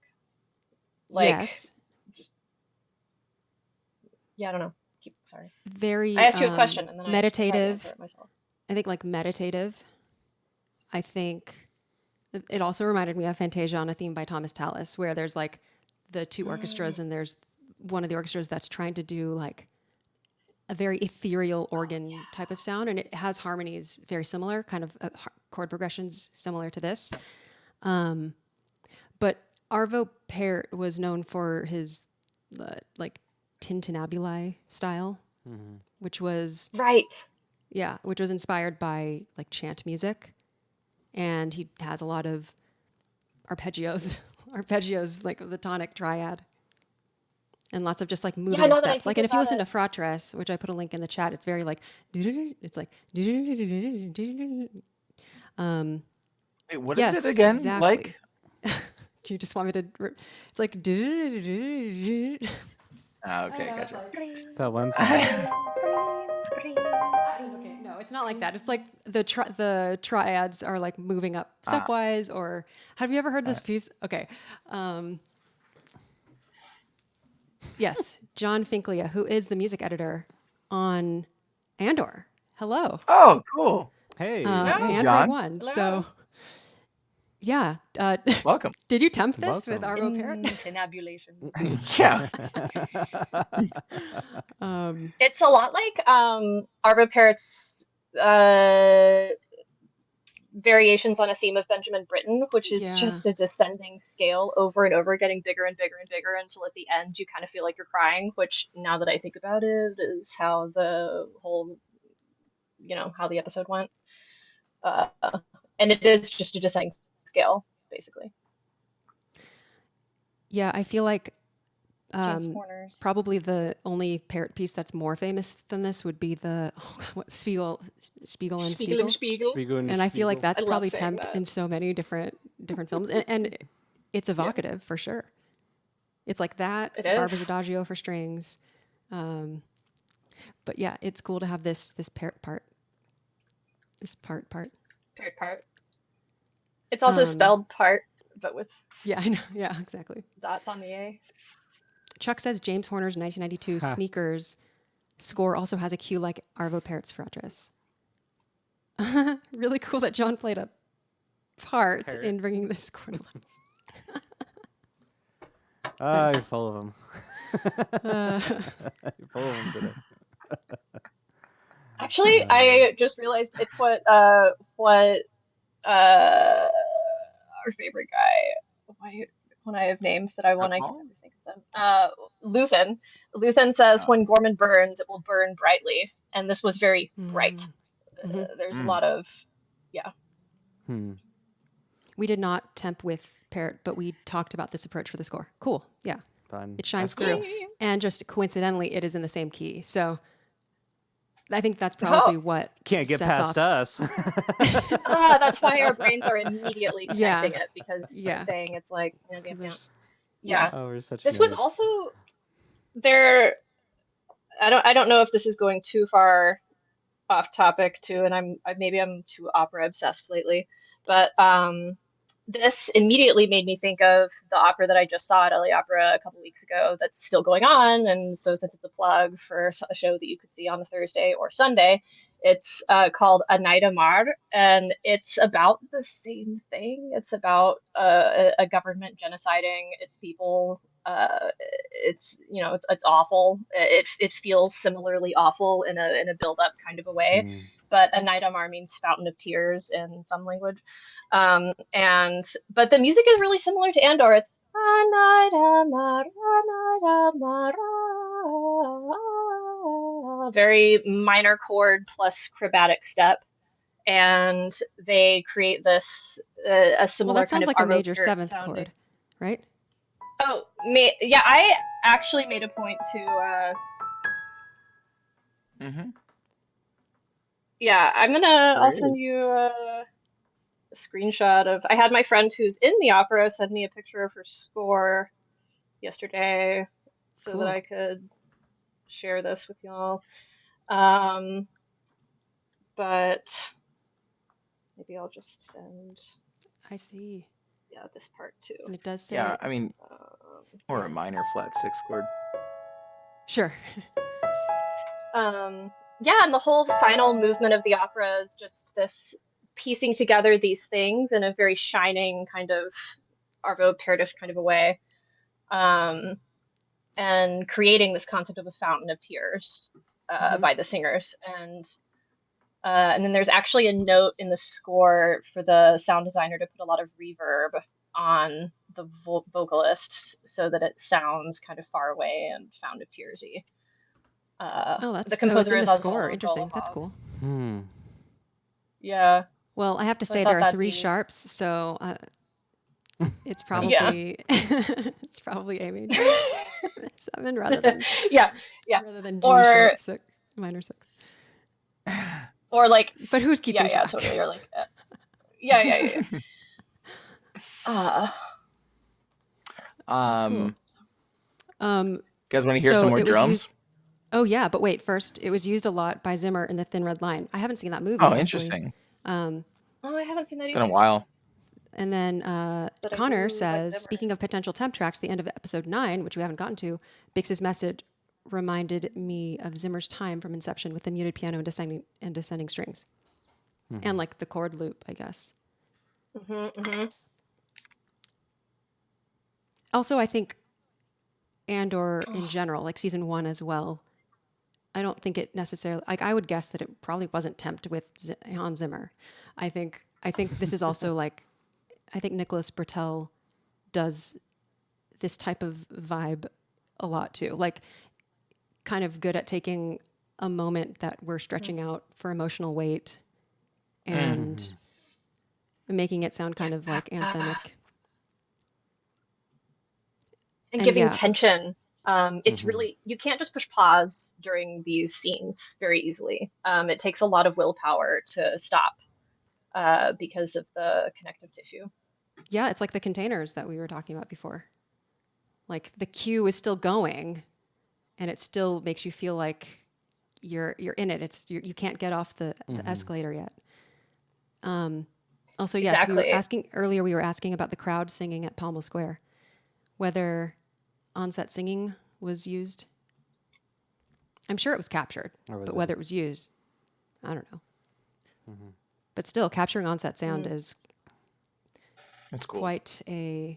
And then you would have had to been playing it as well for syncing. I don't know. It's quite a. That must have been quite a scene to pull off. Lots of work. Hard to hear the people sing. Yeah. But also, there wasn't like shooting and stuff. Like that was all that would have been in post. So maybe it was just a lot. Maybe it was a lot. Maybe it was just super quiet, which is weird also. Yeah. Scenes were so It was dry. all recorded on set. We also recorded the rehearsal. They rehearsed to a click track. Okay. That's Rehearsed, cool. Whoa. But that's awesome. That's cool. Thank you. Oh, that's interesting. So I wonder if the click track. I mean, it probably kept the same tempo while just beating out extra bars for the like fermata sections. Yeah. Probably. Yeah. Yeah.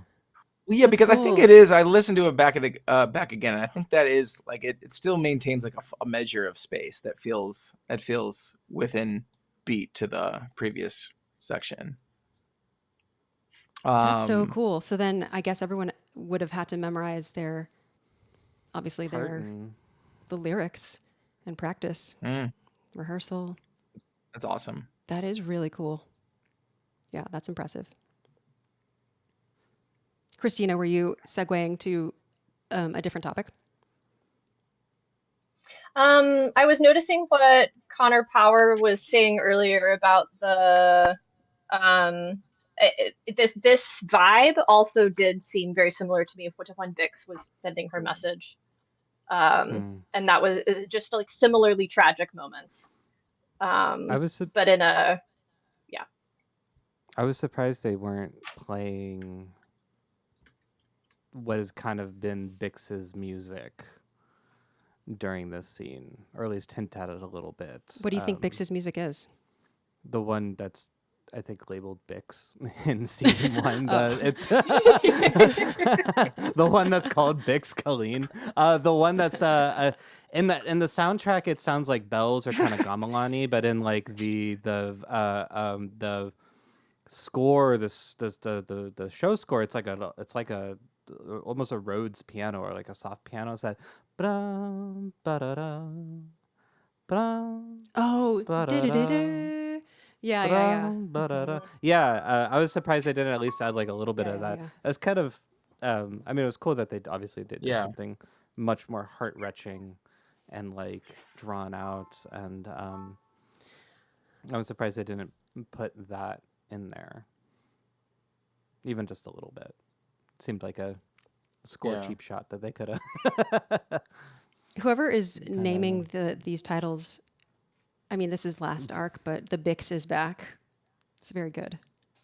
That is Bix pretty is good. back. Oh, That was, and that's a cool track too, because that ended the last arc, and then in the end of this arc, we also get like the old Andor music, the first season Andor music, the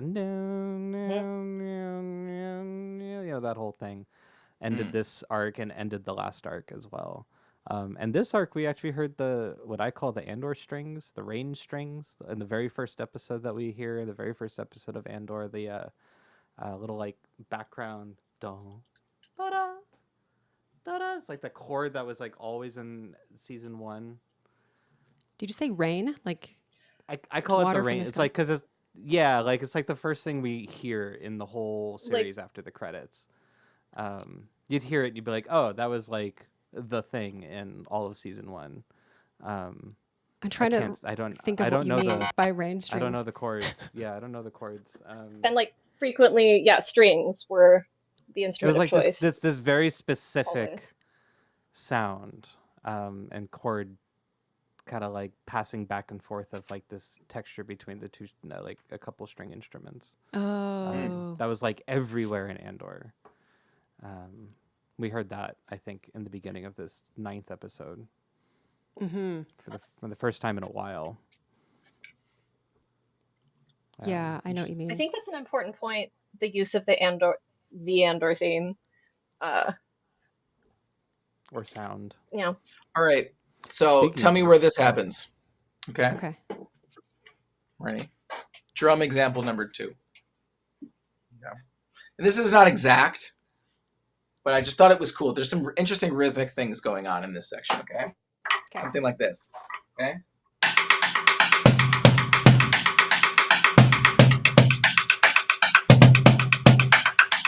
And while that's happening, imagine like a kind of like a really like, I would say like, seems like it's like an EQ'd snare drum or even cymbals that have just been really like, there's like a high pass filter on it or something like that.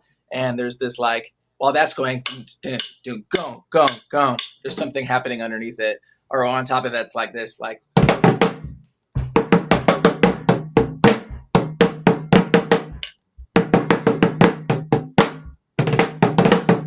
There's like these triplets going on. So, shaka got, da da da da da da, shaka got.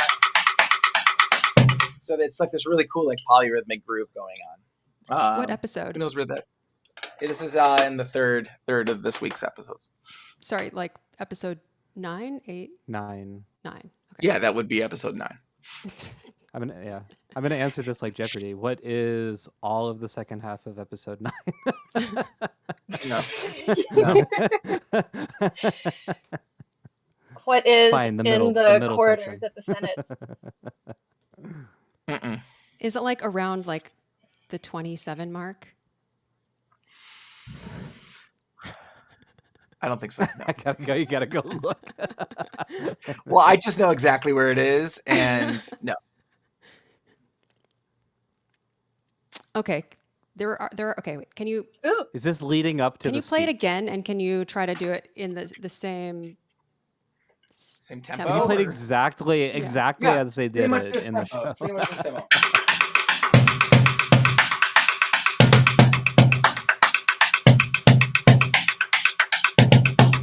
So imagine while that's going on, okay, and you got.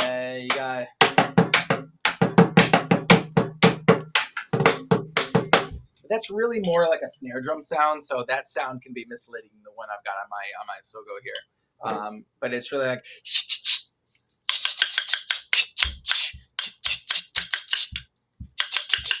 These nice like triplets on top of the 16th note grooves. We have a guess. Is it the scene where Andor and Mon Mothma are running through the Senate building? No. When they are running around the Senate? Probably no. No. Is it Um, leading up to the speech? No. Is it before Like or right after the before she speech? speaks?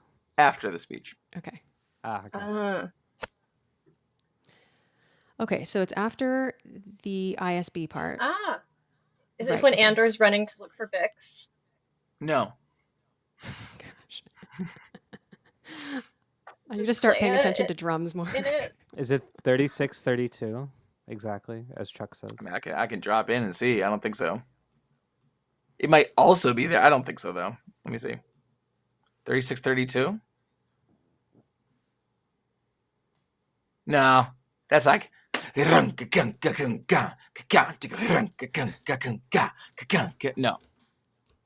No. Are there any pitched instruments? Oh, happening at the same There time? are This is the drum accompaniment to a bigger score. Yeah. Oh, okay, okay. Is it with Andor theme playing on it? I think it is. 1 second. You only remember the drum part. Dude, I don't care about melodies. I like go boom boom, you know? All right, 1 second. It would have been like I think it is. 37, Is it the 38. 30? Yeah. Is it the Yeah, 38th minute? the Andor theme is definitely playing. Wow, okay. Yeah. I was like Andor theme with drum stuff. With Would this beats. then I don't be know. Andor and Mon escaping in the limousine? Nope. Ugh. Name a character in the show. What'd you say? It's your favorite character? Name a character that it might be associated with in the show. Any character, just name Mom's anyone. assistant? No. That might be your hint. Name a piece of imagery or a thing that might be happening in this episode that it might be associated with. Yavin? Nope. That's another hint of what this might be. Might be. Gosh. Okay. It's not associated with any event in the show, and Luthen. it's not associated with any characters in the show or any images on screen at all. Just tell us. Is Oh, no, this The the end credits. credits? The credits. I was going to say, the end credits. Oh. You know, So this this series kicks in. had- This kicks in after K2SO wakes up, and then you've got this drum beat going. There's other drums happening, but the big accents are these big toms that are like boom, boom, boom, boom, boom, and then they have this like snare drum thing on top of it that's like this triplet thing that's so cool. Yeah, very groovy, very cool, very well constructed. That honestly, very well mixed in. That I can see somebody not noticing it because it doesn't stick out. It's not like a big thing, but it like if you like start to pay attention to the percussion, you're like, whoa, there's some like cool rhythmic things going on there. So. Well, that's interesting that one this show has such a fun tendency with the end credits music to be like, hey, we're going to show this end credits music that has nothing to do with this episode, or perhaps might not even appear in the show, in its entirety, kind of a thing. Right. But also, I think it is the Andor theme playing above it, but the percussion is for sure not something I've heard before. Right. But then also a fun testament to perhaps non-percussion players and non-musicians having gone through this entire action episode where that's why I joked like the entire second half of this episode when they're running through the Senate is literally and I was having this whole conversation with my partner of like I can imagine how hard but easy this scene is to write because you just get the loop going and then no matter how many edits they make you just move around your texture a little bit and be like, oh, there's the character now, and then here's that other, and then oh shit, we got to move it back 10 seconds. You know what I mean? It's like how these action scenes are written, and how like we just don't notice that kind of music sometimes. Did you notice that the like string thingy where it's like where it does kind of like a short gliss that's also present in episode 8 in the plaza. It was all very vindictive. Vindictive of that, or I always mix up these words. Representative of those of the protest and the massacre too. It's like it rose up in a different way. Exactly. It was cool that it is that cool. that little seed was in both. It persisted. But like in a more subdued way. or in a Yeah. shortened way, like in episode 8 with those careening string glisses. It's like almost like a horror cue at Yeah, times. definitely. Um, here's a sound, if you can guess. So now I'll give you this. It's during one of the Senate, perhaps before, perhaps after, but during one of these action-packed, just percussion going on. Whereas there's one particular moment where a synthesizer drops a mad beat, um, in rhythm, in like a stuttered rhythm with it, and that's very different than the rest of the score that's happening. It's like percussion, percussion, percussion, percussion, and then all of a sudden, boom, synthesizer just drops in. So Huh. if you can hear,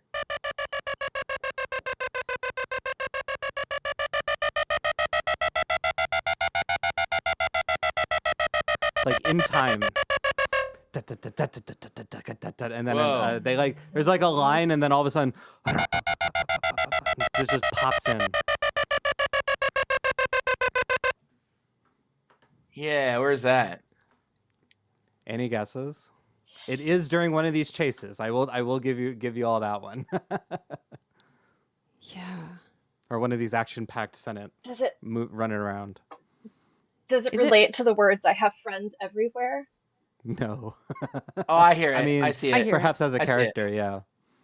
So it's at It's like 35, 30. something like Uh-huh. that. 35, 30. It matches. And it comes. It kind of. Go ahead. Yeah. Yeah, it's like you're looking down the staircase is the where it appears at It's first. the staircase. Which is cool. It really gives you like that feeling of like.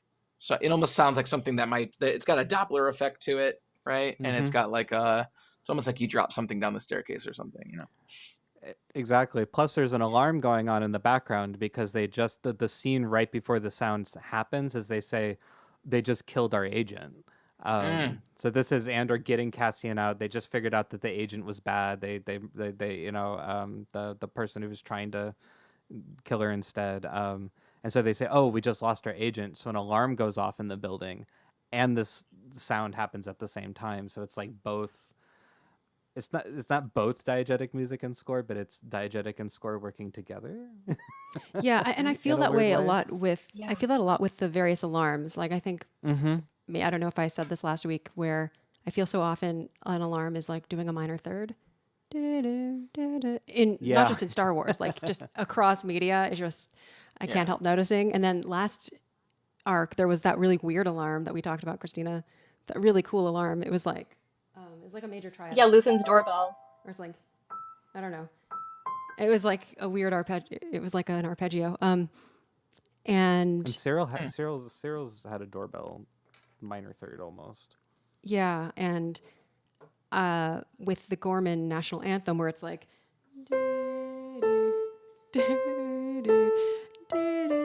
I yeah, it the sound of various alarms have infested my mind, and I feel like they flow with the music at times. Yeah, one of the beauties of the Andor sound world is just the really successful marriage of quality sound design with the soundtrack. I made a couple notes about like there was a nice moment where there was like droning music, and then all of a sudden we transitioned to the ISB station, the where they do their sleuthing, and Mm-hmm. the soundtrack changed from musical instruments to droning tech equipment, Yeah. and Mm, that was really successful, I thought. And then there were similar moments like when Clea is doing her slicing, her Mm-hmm. expert slicing skills. That was, I mean, like Mm. there are a couple of really good moments of sound design toward the beginning of the bridge. episode. Yeah, Clea definitely sometime before 9 minutes in, and then I wrote that it was maybe around like 15 for the ISB headquarter moment. But I also made a point to write that I was too engrossed in the build up to note what time it was. Listening to any of these episodes on headphones only is like a treat, actually. Like not seeing, but just Hmm. revisualizing as you're just listening. It's more so than any of the other podcasts or shows that we've done. Mhm. I actually really enjoy when researching for our shows, like going back. I mentioned it before, just like going back and just listening and visualizing the sound without any of the actual show in front of me. It's very, very nice to listen to. Mm. Very well Yeah. mixed. I agree. Hmm. I like Clea. I like the music Me too. associated with her a lot in general. And I like Clea too. yeah. And like there have been a few times in the show where they've done the musical Geiger counter thing, which is just the name that I call whenever something is impending and there's like dong, and then it maybe like it like keeps going. And then in The Rise of Skywalker where they do that and it gets faster as they approach the throne or whatever. Mhm. Yeah. There was also at the beginning of episode 7, they had the Ferrex anvil gong Yeah. And they've had it at the beginning of another play, episode too. just like 3 minutes in, beginning of the I episode. think the very first episode they did that. I really like the fact that Ferrex, like even though it's not in this season, it's still very much like part of their lives and consciences. Yep. And musically, like with that instrument, it's there. Kind of like I do like the through line of these instruments and the dulcimer with Gorman. That is cool, right? And just the various greetings that they have. Like for the Ferrex people, they're like for something stone and sky. And then on Gorman, they have their various like whatever things that they do. I can't remember from the last arc. They yeah, hey man, Yeah. I thought there was also an interesting moment in episode 7 when they go to see the Force Healer, kind of in like the 23rd and 4th minute. That I enjoyed that the soundtrack brought a lot of delicacy to the moment. There was a lot of tentativeness in the sound. It was a lot of plucked strings with kind of an uncertain amount of space between, and I felt like that did a really good job of mirroring Cassian's like complete hesitancy, something much stronger than hesitancy to see the Force Healer and to deal with these things. And then we get something clear. One of the common themes also is just like a wind instrument being a clear solo element. Like a wind instrument comes in, and so I feel like in that scene it was Cassian being unsure. We've got plucked strings and silence and space, and then we've got Chimbalon. and then we've got a strong wind instrument when Bix comes in and is like, no, like we need to do this. And so Bix is being associated with more clear, decisive melodic lines because she makes the choice for the two of them. Yeah. We've been corrected. It is a Chimbalon. Oh. Yeah, that's really cool. Chimbalon. That's cool. I wonder how that just like how did you decide on that? Yes, the Force Healer scene hits different on headphones. What did you guys think it was? A hammered dulcimer. Yeah. Something Well, I mean, isn't like a it's one of- chimbalam a type of hammered dulcimer? Sure, but It's a Hungarian instrument, right? Yeah. yeah. To Yeah, me, having to to my just ears, repeat people all the time. I'm really excited to know exactly what it is because now I get to go like look it up because I love dulcimers. My favorite is an Indian Santuri? santur. Oh, interesting. yeah. In Greek people use in Greece there's a Santuri.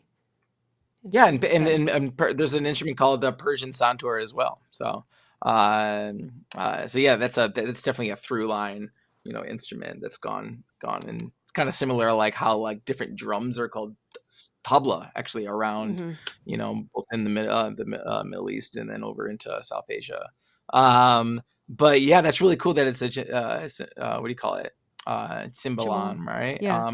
Yeah, I want to check out more of that playing. more of that instrument because it's gorgeous. It's gorgeous.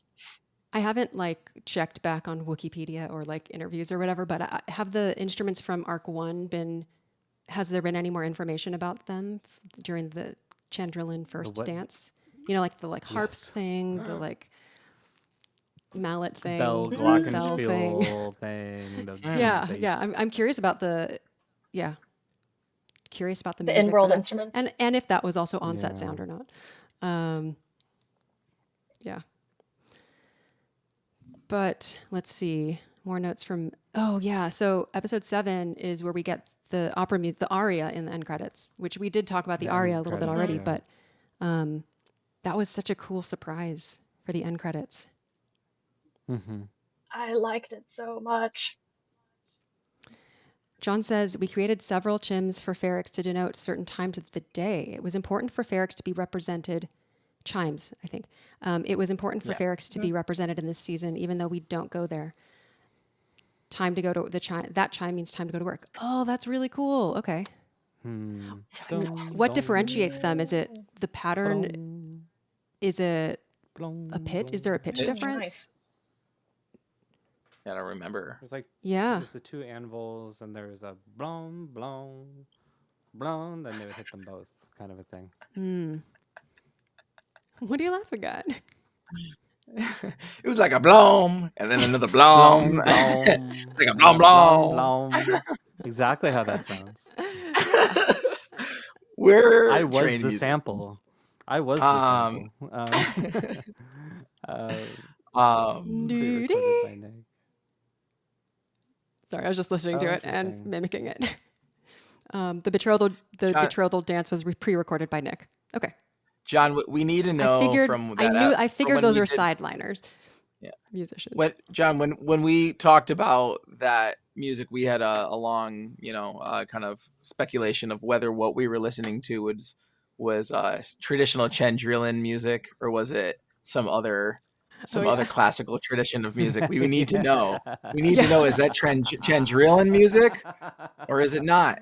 Or is it We need to just know. what high society people, including the Yes. people on Chandler, Or is it some other hierarchical, colonialistic manifestation of some type of Western or allegory of classical music?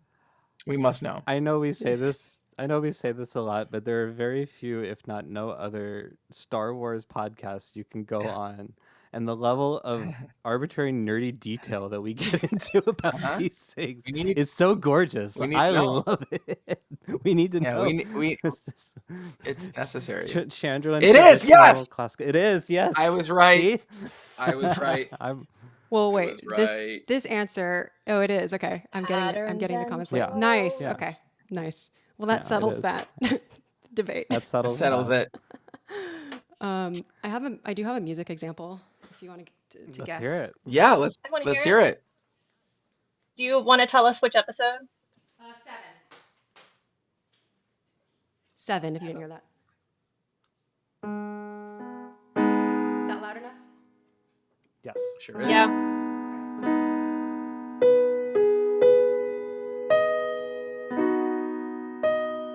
Sorry, I need to start over. And also, this is not on piano. It's like on strings and stuff. Okay. Yeah.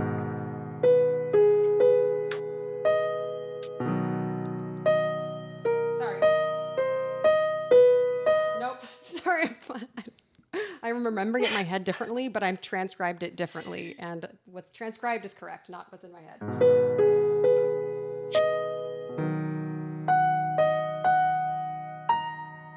Yeah.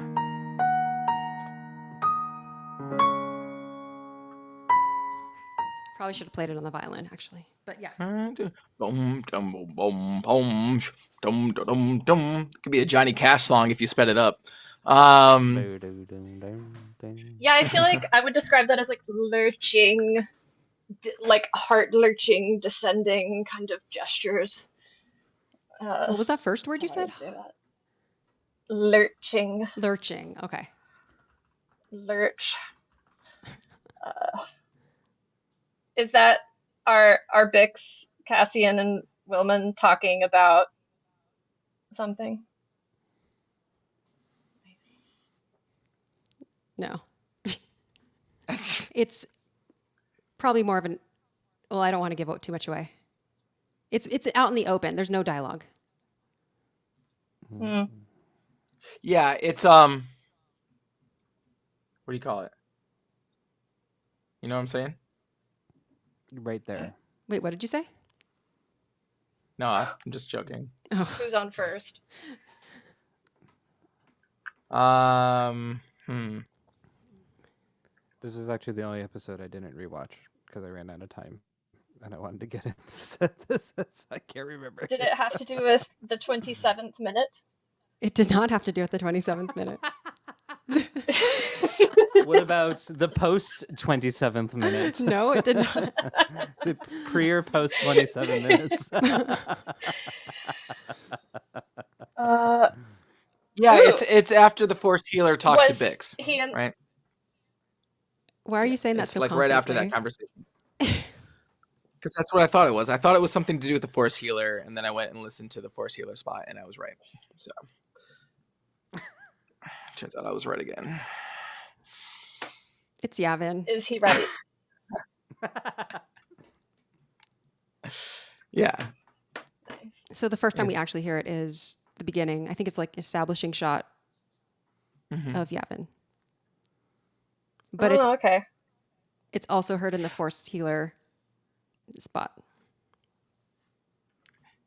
Yeah, John, we could definitely tell that Mhm. in that episode that they were actually playing those instruments, like they were playing it in rhythm with what they were hearing, which is really cool. I really enjoyed that one instrument was a glock. Did you use a glockenspiel sound for that one instrument? I wonder. There was one instrument that to me sounded like an orchestral glockenspiel, but it definitely didn't look like one. So I was enjoying that instrument produces that crystally sound Right. unexpectedly. Yeah. Like we were wondering if Magical. the instruments were modded in a similar way that the Ferrix ones were, where they were played, but Mm-hmm. it was like I'm actually just. It must have been so fun to like add stuff to the flutes Must have been a and all that blast. from season Must have one. been a blast. I'm gonna start learning that excerpt on Glockenspiel. So I'm gonna add it to my repertoire Yes. along with the magic flute. Yes, to Glockenspiel. Okay. I have a Nailed it. whole Yeah, folder. put it on your resume. I have a big folder on my computer just of the Ferrix Dude, instrument that's shots awesome. That because is so sick. they're so cool and also so obviously like real It's a instruments, Ferrix DCI which is competition. appropriate because they're actually playing. Unlike just some of the other instruments that we see and hear sometimes, where it's like I'm still trying to figure out how the valichord is played. How does that work? Well, ask Woody Harrelson. Oh wait, nope, we never got to learn. Oh, cool. Okay. The first time you hear the Yavin theme is when Cassian takes off at the end of episode 2. Oh, okay. Mhm. Nice. That actually sounds fantastic. familiar. We might have even talked about that Maybe. back then. I think we might have. We should go back and watch ourselves react to that episode. Maybe we would have talked about it. Yeah, that's I like interesting. that the Yavin theme is a part of this, since I mean I'm assuming that we're going to spend some of next week's episodes in Yavin, and it's really forming more clearly. So I like that the music is also. Oh, he doing means that. episode 2 this season or episode 2 last season? I was I'm assuming assuming this season because Yeah, of course, because there was no This Yavin season. last season. Duh. Oh, you did. We did talk about it. Oh, he watched our stream. Oh, that's, Yeah. That's cool. yeah, we forget a lot of stuff. We're pretty much spitballing. We barely There's prepare a for lot these of music things. to keep track of. The thing is, like, Mhm. for some shows, I get into a habit of being too thorough with it, and then it takes me like too many hours because I'm trying to track the first time we hear things. And I think what's cool about shows is the first time I notice something, or the first time anyone noticed something, it's often like the third time. Just not something we recognize until we hear it a few times. So speaking of Yavin, we get cool sound design. Like, I don't know if it's this episode actually, but still, the sounds of the jungle, like the birds. There is Yeah. a sound to Yavin. And of course, just the sound of like the rebels doing a lot of stuff. The only the jungle sounds, the birds waking up. Oh, I would live in those tree houses. Maybe not be part of a Well, there are rebel in monsters charge there, of too. lions, but yeah, of course. That's right. I would still live in those gorgeous birds. Yeah, They should there add was that. They should one. add that monster to like Star Wars Battlefront as like an Easter egg. They should just throw that monster in there for one Comes in out of weekend, and like nowhere and just it just not out of nowhere and just eats you.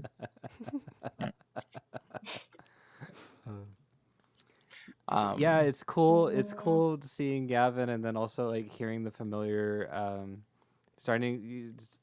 particular characters from Rogue One returning, and we're starting to like really connect the dots. We got the return of Melshi, which took me going to the internet to figure out what that was all about. I was like, oh yeah, you're right. He was a character in the first season and in Rogue One, kind of a thing. Did we recognize that at all? It took me a hot second to know. It was when Vel went and noticed the gun, the blaster, and was like, "Whose blaster is this?" And this guy in the back is like, "That's my blaster." And it like the music in the moment made it seem really significant. But if you were like me, you're going, "Huh?"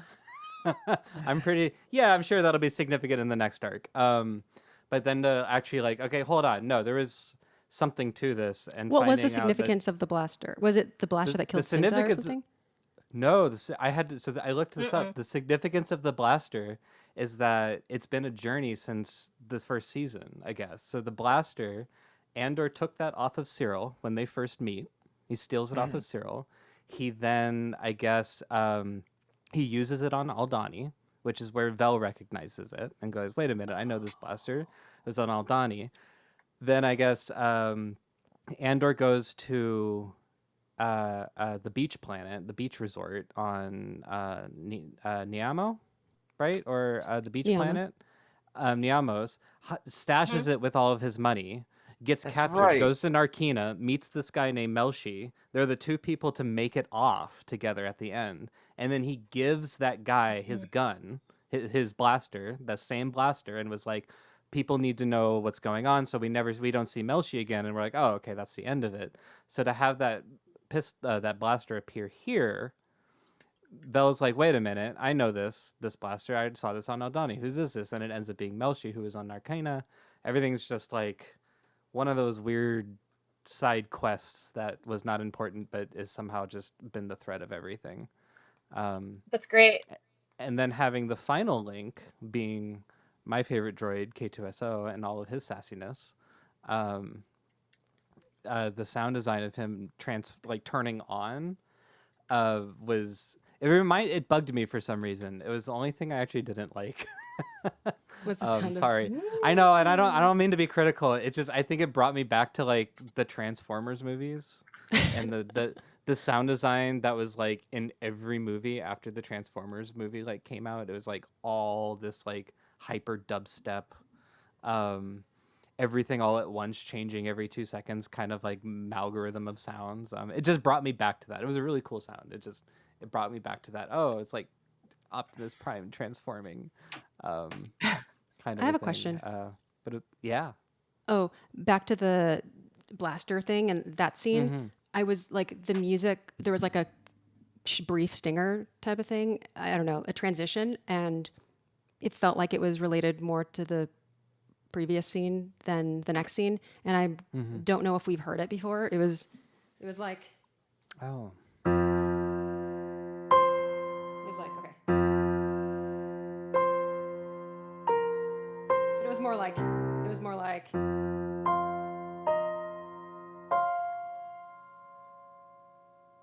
and it was very like deliberate sounding. I think it was, I don't know if we've heard that music before. I think it was just kind of like, if anything, it was just to like heighten the fact that we just like reestablished a connective thread in a character. And It was you nice should flavor. you should totally recognize this excited. character from last season now with a beard. Yeah. Also, would it stand to reason that that blaster, if it was taken from Cyril, the like marking on the blaster would have been the Ferrex Defense Force marking? right? Like that would have been like the crest of Ferrix. Uh, that must be what that symbol was. The red Auric one Fonts will on the know the answer elastic. to this, I'm sure. That's a good point. John But says the also, majority. Oh, go ahead. I was just going to ask, like, maybe some of the soundboard that you were just asking about the stinger just now. I need to rewatch Rogue One so that I can then remember what music we're working towards. Right. Because, but I didn't. Also, this week's episodes were so sad. Like, how much sad stuff can I handle? Yeah, it was like definitely an emotional ringer that we were put through. John says the majority of the Yavin sound design is legacy sounds from A New Hope. Justin just hating on OG A New Hope sounds and didn't even know it. No, he's talking about no, he's talking about the sound design for the planet, not the Katie. James calling me out. Yeah, that's true. That's true. But that's so interesting. I This is a actually very oddly had a sweet comment. feeling about that. Yes. It has been John, thank you for fantastic being watching you here. guys. For all of the nerdiness that we dive into, it is wonderful to hear other music people talk about the same things. We care deeply about this stuff. And it's great to see we are not the only ones. We do too. Thank you for validating us. Community. and our nerdiness. Community. I'm going to play another, because we like to talk about scales and all the scales in this show. I'm going to play another one that is not new to this episode, but I just want to see how quick the recall is. So.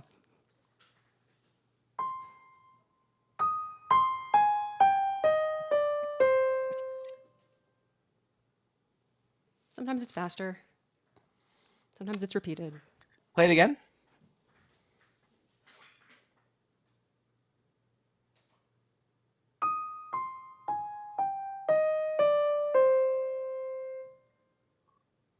Boom, boom, boom, boom, boom, boom. That's definitely the one that made me think of the Anita Mar music. 16 tons. Just Trying to get a better sound here. Whoa. This is not it, but it's The cowboy said, "Well, bless my soul." And we I do don't hear know. it in I mean, episode one. isn't this just Mon Mothma's like music, right? Well, I'm so curious internally what people are referring to it as, because like I associate it more with Dedra, and and with Mon Mothma I think more of. Yeah. That's true. True. Yep. It's different scale or different notes in the scope. not a huge difference. There's a thin line between Mon and Dedra. They're both definitely more minor than major. Pretty.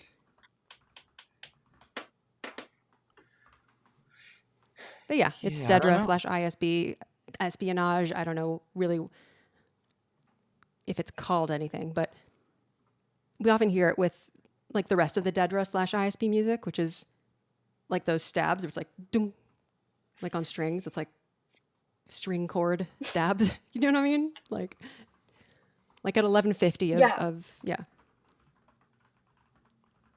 And I like those. And we talked about this last season, but just to like remind people is the chords for the ISB theme or the Dedra theme, they are the same chord progression as the Imperial March. Oh, interesting. Those stabs that you talked about, I think sometimes I call them lurch, as like they have an evocative quality where they're trying to. Yeah, I don't know. I just thought I would say that. Trying to think of words to describe music is always fascinating. Yeah. There's not the same thing. Like for one of the publications that I do music criticism for, we have there was it's not like a style guide, but it's sort of like a best practices, what we prefer, what we don't prefer. And there's like a whole thing that's like, please don't do extended food metaphors. So yeah, that particular paper doesn't like that. And it's hard to avoid. It's hard to resist sometimes, because sometimes that is like what comes to mind. Interesting. Yep. Well, this show is a It's a good show. I agree. Yeah, it's a good show. Indeed. Yeah, How do we they're feel doing. it's how do we feel it's doing so far in the transition to a more orchestral score? Do you feel like it's been like do you think this arc continued along that trajectory? Yeah, Yes. for sure, for sure. I like when the electronic moments happened. It was so jarring, actually. Like when something like a synth thing would be heard, I'd be like, "Oh, that's right. That whole first season was like this." You know what I mean? It's like they've been really choosing really solid moments to bring Yeah, that music back in, those sounds back in, but shifting into Mhm. the more orchestral sound has been very really smooth, actually. I think it was the first few episodes that I was in this season. I was like, oh, what is this? Why is everything so orchestral? Because it was just different. It was just like having just come out of watching the first season again to prepare for this one. But now it's just like it's seamless to me personally. it's great.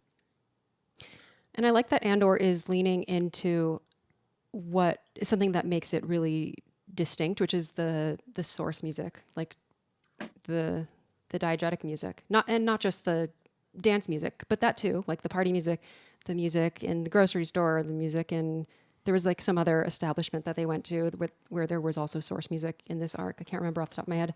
Some store maybe, but Aldani, the singing, Ferrix, now this, Man, and I I have to think say, go ahead. Sorry.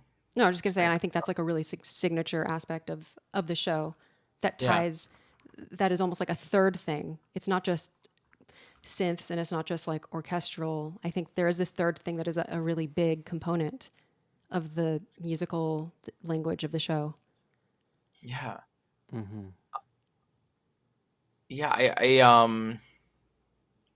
I have to say this is like it's just a really, really well made prequel. Like it's oftentimes things can feel ham-fisted in prequels, right? Because they're feeling like they need to check boxes off. Like the K2SO thing is just it felt so natural. It didn't feel like Mm-hmm. they crammed him in there. Like it just feels like, yeah, of course we're gonna of course they would use droids in this, sentry droids in this, security droids in this settings, the Imperials, and of course if you manage to kill one of them, the best thing. I mean, what's cool about that is they foreshadowed this in the beginning of the season with the TIE fighter, right? With the Mm-hmm. or Mm. the Imperial ship is that they're foreshadowing and establishing a practice of repurposing Imperial tech. Yep. So I love seeing them follow that up with Mm-hmm. K2SO. Um, and yeah, like I said, a lot of prequels, and might I say, the Star Wars prequels feel very ham-fisted in many ways. Like you're You just mean like, whoa, episodes we one gotta, through three, yeah, No, treasures? yeah, the treasures, the the absolute perfect treasure. pieces of cinema that we all think are perfect movies, and we never I think they're criticize them. wonderful. I know. I think they're wonderful too, but I feel like, I especially get what you're Revenge saying. of the Sith, feels like we're checking this off, or checking this off, or checking this off. I mean, Yeah. I I love don't that know. I don't name. know. But we don't have to get Is into there not that enough now. Darth Maul in Okay. that? I saw the funniest meme the other day. I saw the funniest meme of somebody of Palpatine being like, "I now call you Darth Vader," and Anakin, like the text of Anakin is like, "Bro, did you just come up with that off the dome?" it's like he's just like he's like out of nowhere is just like, here's the most badass name in the galaxy, and I'm just gonna give it to you, and I just had this in my back pocket. You know what I mean? There's no, they don't explain the Mm-hmm. name or anything like that. You know what I mean? Um, I think what's so there's not a cool about Glinda these Glenda moment, Golinda, Glinda moment. Golinda. I Right. think what's so cool about Glinda. these as effective prequels, James, going off of what you're saying, is what's so problematic about prequels sometimes is that if you already know the other movies, it's Right. hard to be invested in the characters and Mm-hmm. dangerous situations. So, like for example, when people would joke, I remember joking when Solo came out. As much as I actually really liked that movie, it was like, oh no, Chewbacca's in danger. Is he gonna survive? Of course he's gonna survive. He's gonna survive all the way to these other films. Like there's like no danger there, kind of a thing. But what's so interesting about Andor is like for the most part, we know none of these characters get out at some as Easily, like yeah. you know what I mean. We started this whole journey knowing that, and so what's really interesting is seeing how far they get and how Right.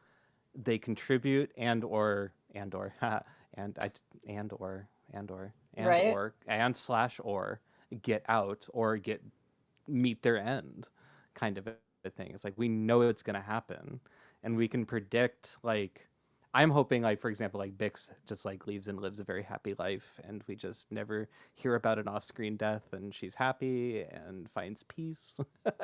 But then like I'm thinking like, damn, how's Luthen gonna go? What's gonna happen to Lonnie? Like is like what is Pradagast gonna Lonnie. like make it out of this arc?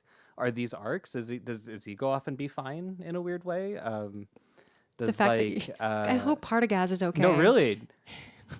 Like I don't know. Like is Pradagast gonna be okay?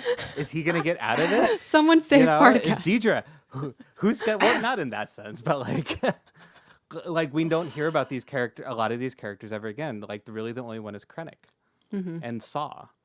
We see later on in Rogue One, and then a couple of these other like Yavin characters and Mon, but like some of these other ones that aren't established in the other films, like it's very interesting.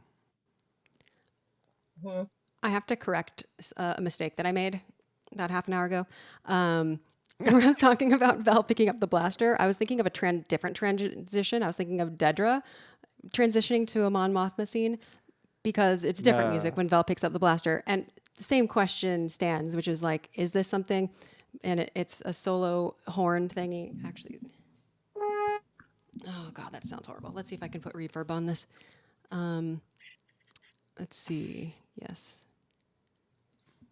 Reverb. Will that do? Not really. Okay, that's fine. God, that sounds rough. That's so rough. I'm so sorry. That's such a great, slightly distorted bit dropped horn. Yeah. But I also tend to make too much of like, it's a solo horn, so it's like, oh, this is easy to take notes on, like, because I'll just write the solfege out or something while I'm watching the episode. And so I'm probably biased toward noticing when there's an easy to pick out melody somewhere. Actually, if John is still here, I'm curious if the opera music in the credits, first of all, how that decision making took place, like whose idea was it to do Gorman opera, and if in the credits the aria was supposed to sound like a live performance.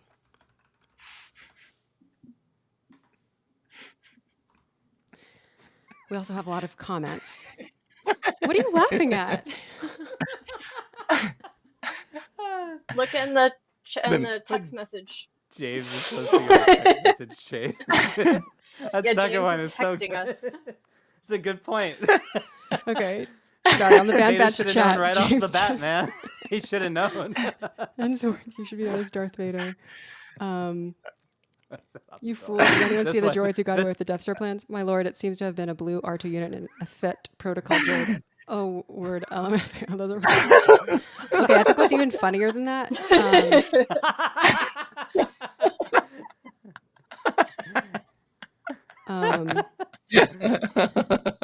is, you know how like on Apple they're doing like, I don't know how to turn this off. If anyone knows how to turn it off, please tell me. There's like AI summary of what the text is about. Yes. And it's like always bad. Right here it is shared photos of a person wearing a black helmet and a I haven't seen that on I my don't have phone. that, How do you turn that so- off? That is I don't know. awesome. I would love to turn that off. That is so funny. It was I supposed love to how, sound like, like a live performance. I Okay. want. I guarantee if I send you a picture of Severance or of Ted Lasso, it won't give you a generic descriptor. It would be like Oh, shared a that's photo of interesting. Ted Lasso, which you can stream right here for $9.99 a month. You should do it Click just this to link. do it after the stream just to test it. Okay, so John says that the Gorman aria was supposed to sound like a live performance. So, yay. That's awesome. And Instincts I were just correct. my instinct on that is the way to mix that is that you just send a little bit of if you're gonna multi-track something but you want it to sound like the same room, you just send a little bit of the feed into each other's microphones or into these channels, so you get a little bit of like bleed into the vocals, a little bit of bleed into the whatever. So I'm Justin's curious. face. What is that? Would Justin's you face is like, would you mix would you I mean that's how like I James. Yeah, That's why that James is not a works. sound engineer. That works. No, I've mixed I'm tracks kidding. in the exact way, not necessarily that way, but I might like I'll include a little bit of drums in my send into my bass or something like that to make it Yeah, feel a little like bit like they're in the same space, you know? Yeah. The thing you're recording matters a lot though. Like that probably works with some things, but like I find in particular voice has like a totally different set of rules from a ton of other instruments, and then probably other like wind instruments might also like and I don't know as much because we all do our things, but production is a I find lot. that just like trying to do things with voice that work with other instruments recording wise is almost always unsuccessful. Like just adding like it simply doesn't work. Like I'm not really sure the space matters that much. Like the space that's being performed in is that big of a deal when it comes to Oh, absolutely. No, it is in the recording and stuff like that. No, what James does is totally valid and fine.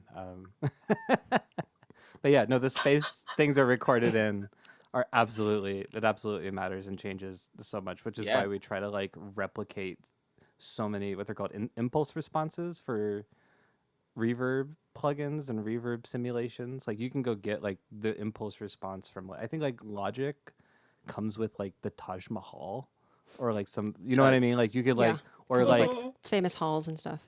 tile bathroom, or Yeah. stuff like that. So it's like to like that's all to counter or to simulate like where you recorded, or like if you recorded somewhere really bad, you can try to get something back from it. Right. Yeah. But I assume that this was performed in a studio that was like as dead as possible, so they could actually have that control. Yeah. I assume maybe, at but it least. also Maybe, could but have been done on a stage or in a room or like a big room. Yeah, I'm possible. curious. Because also the drum set, when there's that like live drum set, where is that recorded? I don't Talk remember if about we in know. season 1 or Yeah, and also don't we hear it also in season 2? For a brief moment, we did. Yeah. yeah. But I'm now Oh, I'm yeah. just curious. Like, what was the aria attempt with something? Was it meant to sound like a particular era of opera? We were speculating possibly Baroque earlier, possibly bel canto. There was straight tone singing, Christina Canto. pointed out. And what'd you say, James? Nothing. Sadly, the idea came. Sadly, Also, I have to go in 10 minutes. Okay. Just thought I'd tell you. Sadly, the idea came from me. does that mean that you guys did perform it? Okay, we were all trying to create a music identity culture for the Gore Vienna, the 1800s, with their musical reference. Oh, There you okay. go. Hence the waltz, the Shimalaman, and the desire for some sort of musical Mhm. theater. Love it. Love it. Okay, that's cool. Yeah. Good job with that idea. Huh. If you're ever looking for I don't think the waltz For had that musically- lilt though. What'd you say, Jessica? nothing, I was just shooting my shot here. If you're ever looking for an additional 4 nerdy musical Star Wars nerd members for just to like shoot ideas of these You're kind of just- culturally niche Disney species famously things accepts is, ideas from people. You might know 4 people. Just saying. Or if you want us to just put on some, if you want to put in a word, we'll put on whatever alien costumes you need to be a band in the back of the next streaming service. We'll just Put us in a. I That's think true. we need to be the band in Ahsoka. That's what we need. Like in one of like some Yes. seedy bar that she's looking for Thrawn in or something. You know. We could be our own little Wikipedia page. Fun fact Yeah. in real life. And in real life, These In real life, these we are have a YouTube podcasters channel with like with 100 subscribers. with 20 concurrent viewers. Yeah.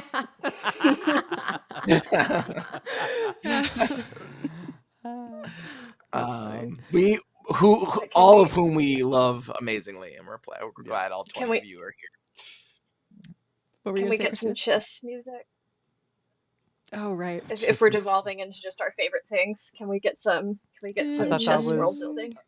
I thought it was like organ music, right? Okay, wait. Let's. Yeah, it is Medicine. in Rebels and Ahsoka. It is. Well, let's not talk about it right now. 'Cause- Yeah, the straight tone. We were talking about that earlier. Yeah, to make it not sound too much like Romantic. being a Yeah.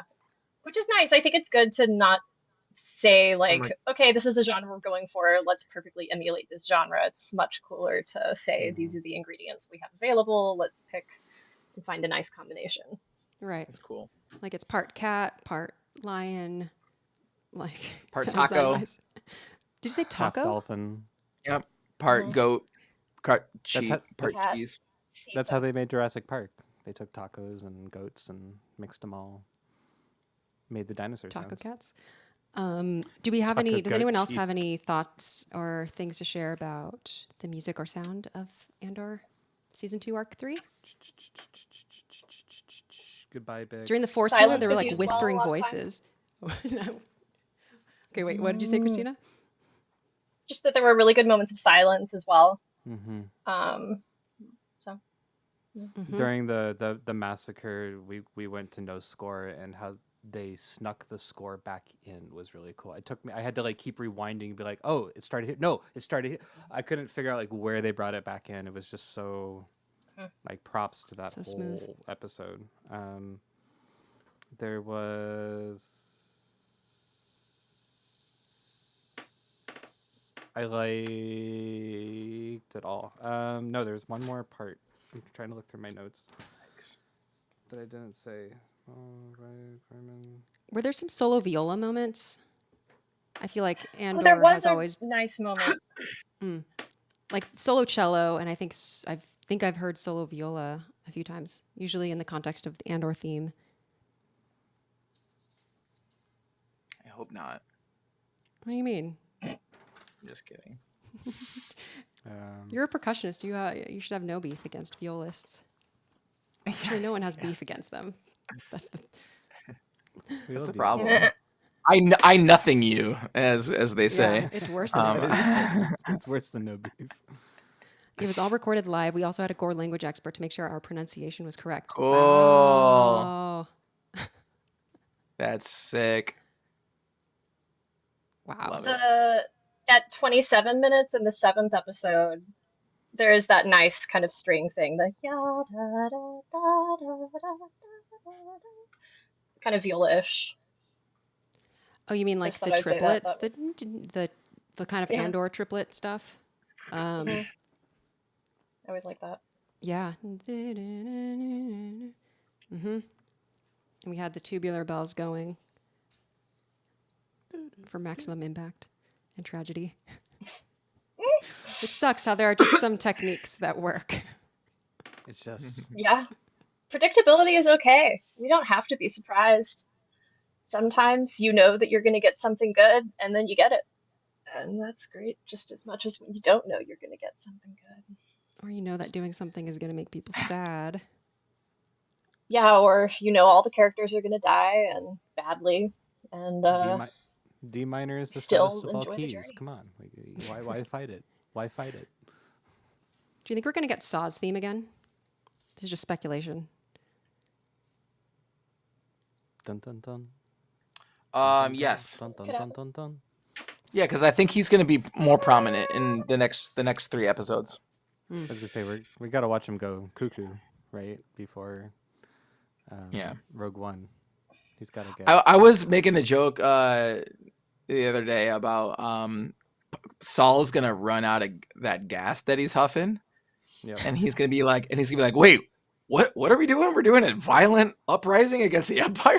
wait. Like, What like, year he's is like, it? yeah, he's gonna be. He's like, wait, no, we gotta stop this. He's gonna be like the Edward Norton in Fight Club. At the end of Fight Club, He's no, just gonna spoilers, wake by up. the way. Spoiler. He's gonna be like, he's like, no, Tyler Durden did not tell you to do this, but it's gonna be too late. Are we gonna meet the bull gullet, right? The boar gullet. Oh my God, The right? bull gullet. I don't. The weird. Yeah. I think that's Tony Gilroy's next project is a 2-season 24 episode Borg Gullet backstory. Well, someone said something. Okay, it was a comment about K2SO. I want to find it. Oh yeah, the K2SO horror story needs to be a Halloween comic or Visions episode. That's cool. Yes. It could Yeah. be. Yeah. Or just like or it should just be like a level, a Easter egg on a next video game or something. It'd be fun to just run away from K2SO the whole time. It's pretty much what Jedi Fallen Order is, because those droids are major antagonists in both of those games. Security droids are big parts of those games, and they're really hard to beat and very, very scary. And So. Endor would actually make a great video game. Actually, thinking Yeah, about right? all the different places you go and all the different missions you got to do. Anyways. Yeah, all the places you'll see. Hey. So the thing I thought was a viola was a violin with gut strings. I like Got pointing out that they're gut strings. Yeah. Yeah, that's an intentional choice Not the It sound. is an intentional because most choice. people don't use gut Yeah. strings. Well, that's why timpanists always kind of laugh when we're asked to play with like wooden mallets when we play like older pieces, when we play things in the early classical era or in the Baroque era, because it's like, are the violinists going to change their strings to gut strings? Like, why are the timpanists the sole carriers of historical performance practice? Like in this orchestra right now. But yeah, anyway. Yeah, historical performance practice, the whole thing. Because I mean, some do use period instruments through and through, but then a lot of modern ensembles also want to play old music. Right. Yeah, that show that we mentioned earlier that Xanthi and I saw at the LA Phil of Rameau and Handel, they used period instruments and it was fascinating. They had to kind of change where, it was really fascinating. Like we were suddenly like, oh wow, look which instruments got to be at the front of the orchestra because they all sound different and so they have to be placed differently as well. Yeah, like the Very recorders were in front of the violas. Yeah. Yeah, It's weird. and so soft. Like I can see why recorder was phased out of the orchestra. Honestly, you cannot hear it. Yeah, it was like, oh, look at that. Okay, regarding the naming of the tracks, we were very happy about that. The Bix is back. It is our tip of the cap to Giacchino and his naming of cues. Yeah, whenever I see a name like that, I think of Michael Giacchino, for sure. Dan Gilroy was interviewed and mentioned that the first draft of episode 9 had Mon Mothma escaping with Andor to Chandrila to say goodbye to her husband. The episode ran too long and was cut. And someone else had a comment that was like, guess, what's his name? Perrin. Yeah, guess Perrin doesn't have to go to Doesn't any have to more of go to those any more dinners. Yep. Andor and Mon Mothma would then meet up with the Ghost Crew. Right. The whole rebels of it all. The true heroes of the rebellion. Right. Skeleton crew. Right. Little Neil. He can know your mind, but can he know his heart? The Borg Gullet rom-com. This is the pitch for the Borgullet rom-com. Yeah. I don't know if I wouldn't go on a blind date with Borgullet. So, so one-sided. yeah. You've got mail, and I know that because I'm Borgullet. I can Saw and Borgullet's meet cute would be adorable. Oh my gosh. Y'all should have John as a guest for the finale. Bye, Christina. Or maybe just an episode of the regular podcast. Thank you. John, I don't know what the protocol Rules. is for people who work on stuff. But we would love to have you at Oh any my God, point we if love you're allowed to. to. Oh man, we would come with like 80 questions and get to 5 Yeah. of them. Yeah. Or I don't know if here's the other thing. I don't know if you're in LA, but we could also like set something up. You know, don't want to speak for Xanthi, but we could set something up in person. You know, At Xanthi's place. I'm hosting. Yeah. Xanthi can host. All right. So that's it for this arc.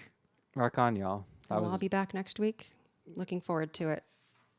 was some solid Star Wars. that was some Super beautiful, solid beautiful Star Star Wars. Wars. Yeah, I've gotten like past the point with it, which is so. It's been so rare that this happens where I'm just like, I think I've talked about this with other shows where like sometimes my brain kicks in other shows and I have to like be like, oh, is this okay for this to be in Star Wars or whatever? You know what I mean? Like my nerd brain blocks me from enjoying things because the way it's being presented to me at first doesn't match maybe my expectations, whatever, you know? And I just am not feeling, I just am like letting the show wash over me every time I watch an episode. It just like, I don't feel like, guarded in my enjoyment, which is like really refreshing, you know? So Yeah, I think if a show like has hooked me in, then I can let go of like yeah, all that's of my what I walls come feel. down. But when I'm Yeah. going to a show and it's like right off the bat, there's like things where I'm like Yep. it puts me in a Yep. skeptical, and then I'm guarded, and yeah. So if I can be disarmed, then Yeah, we're that's good. how I feel. I feel very much disarmed by this show, like a wampa. And the music plays a big role in that because as you know, one of the first things that disarms me in some of the other shows is the music. And sorry, it doesn't disarm me. It puts me on guard. Where sometimes I'm like, oh no, yeah. Because often my favorite movies and shows are also the ones where it's my favorite scores, and I don't think that's a coincidence. Yeah. Anyway, I guess that's it. Thanks everyone for That's it, chatting. friends. Good to have It's been everybody. really fun reviewing this, and Tune in your next comments week have been for great. For the finale, the Yep. thrilling finale of Andor. thrilling finale. Of Andor and Band Batch covers Fernandor. Andor. Yeah, Band Batch covers Andor, yes. yeah. All right. Okay. See you all. Bye, bye, bye. Da, da, da, da, da, da, da, da, da. We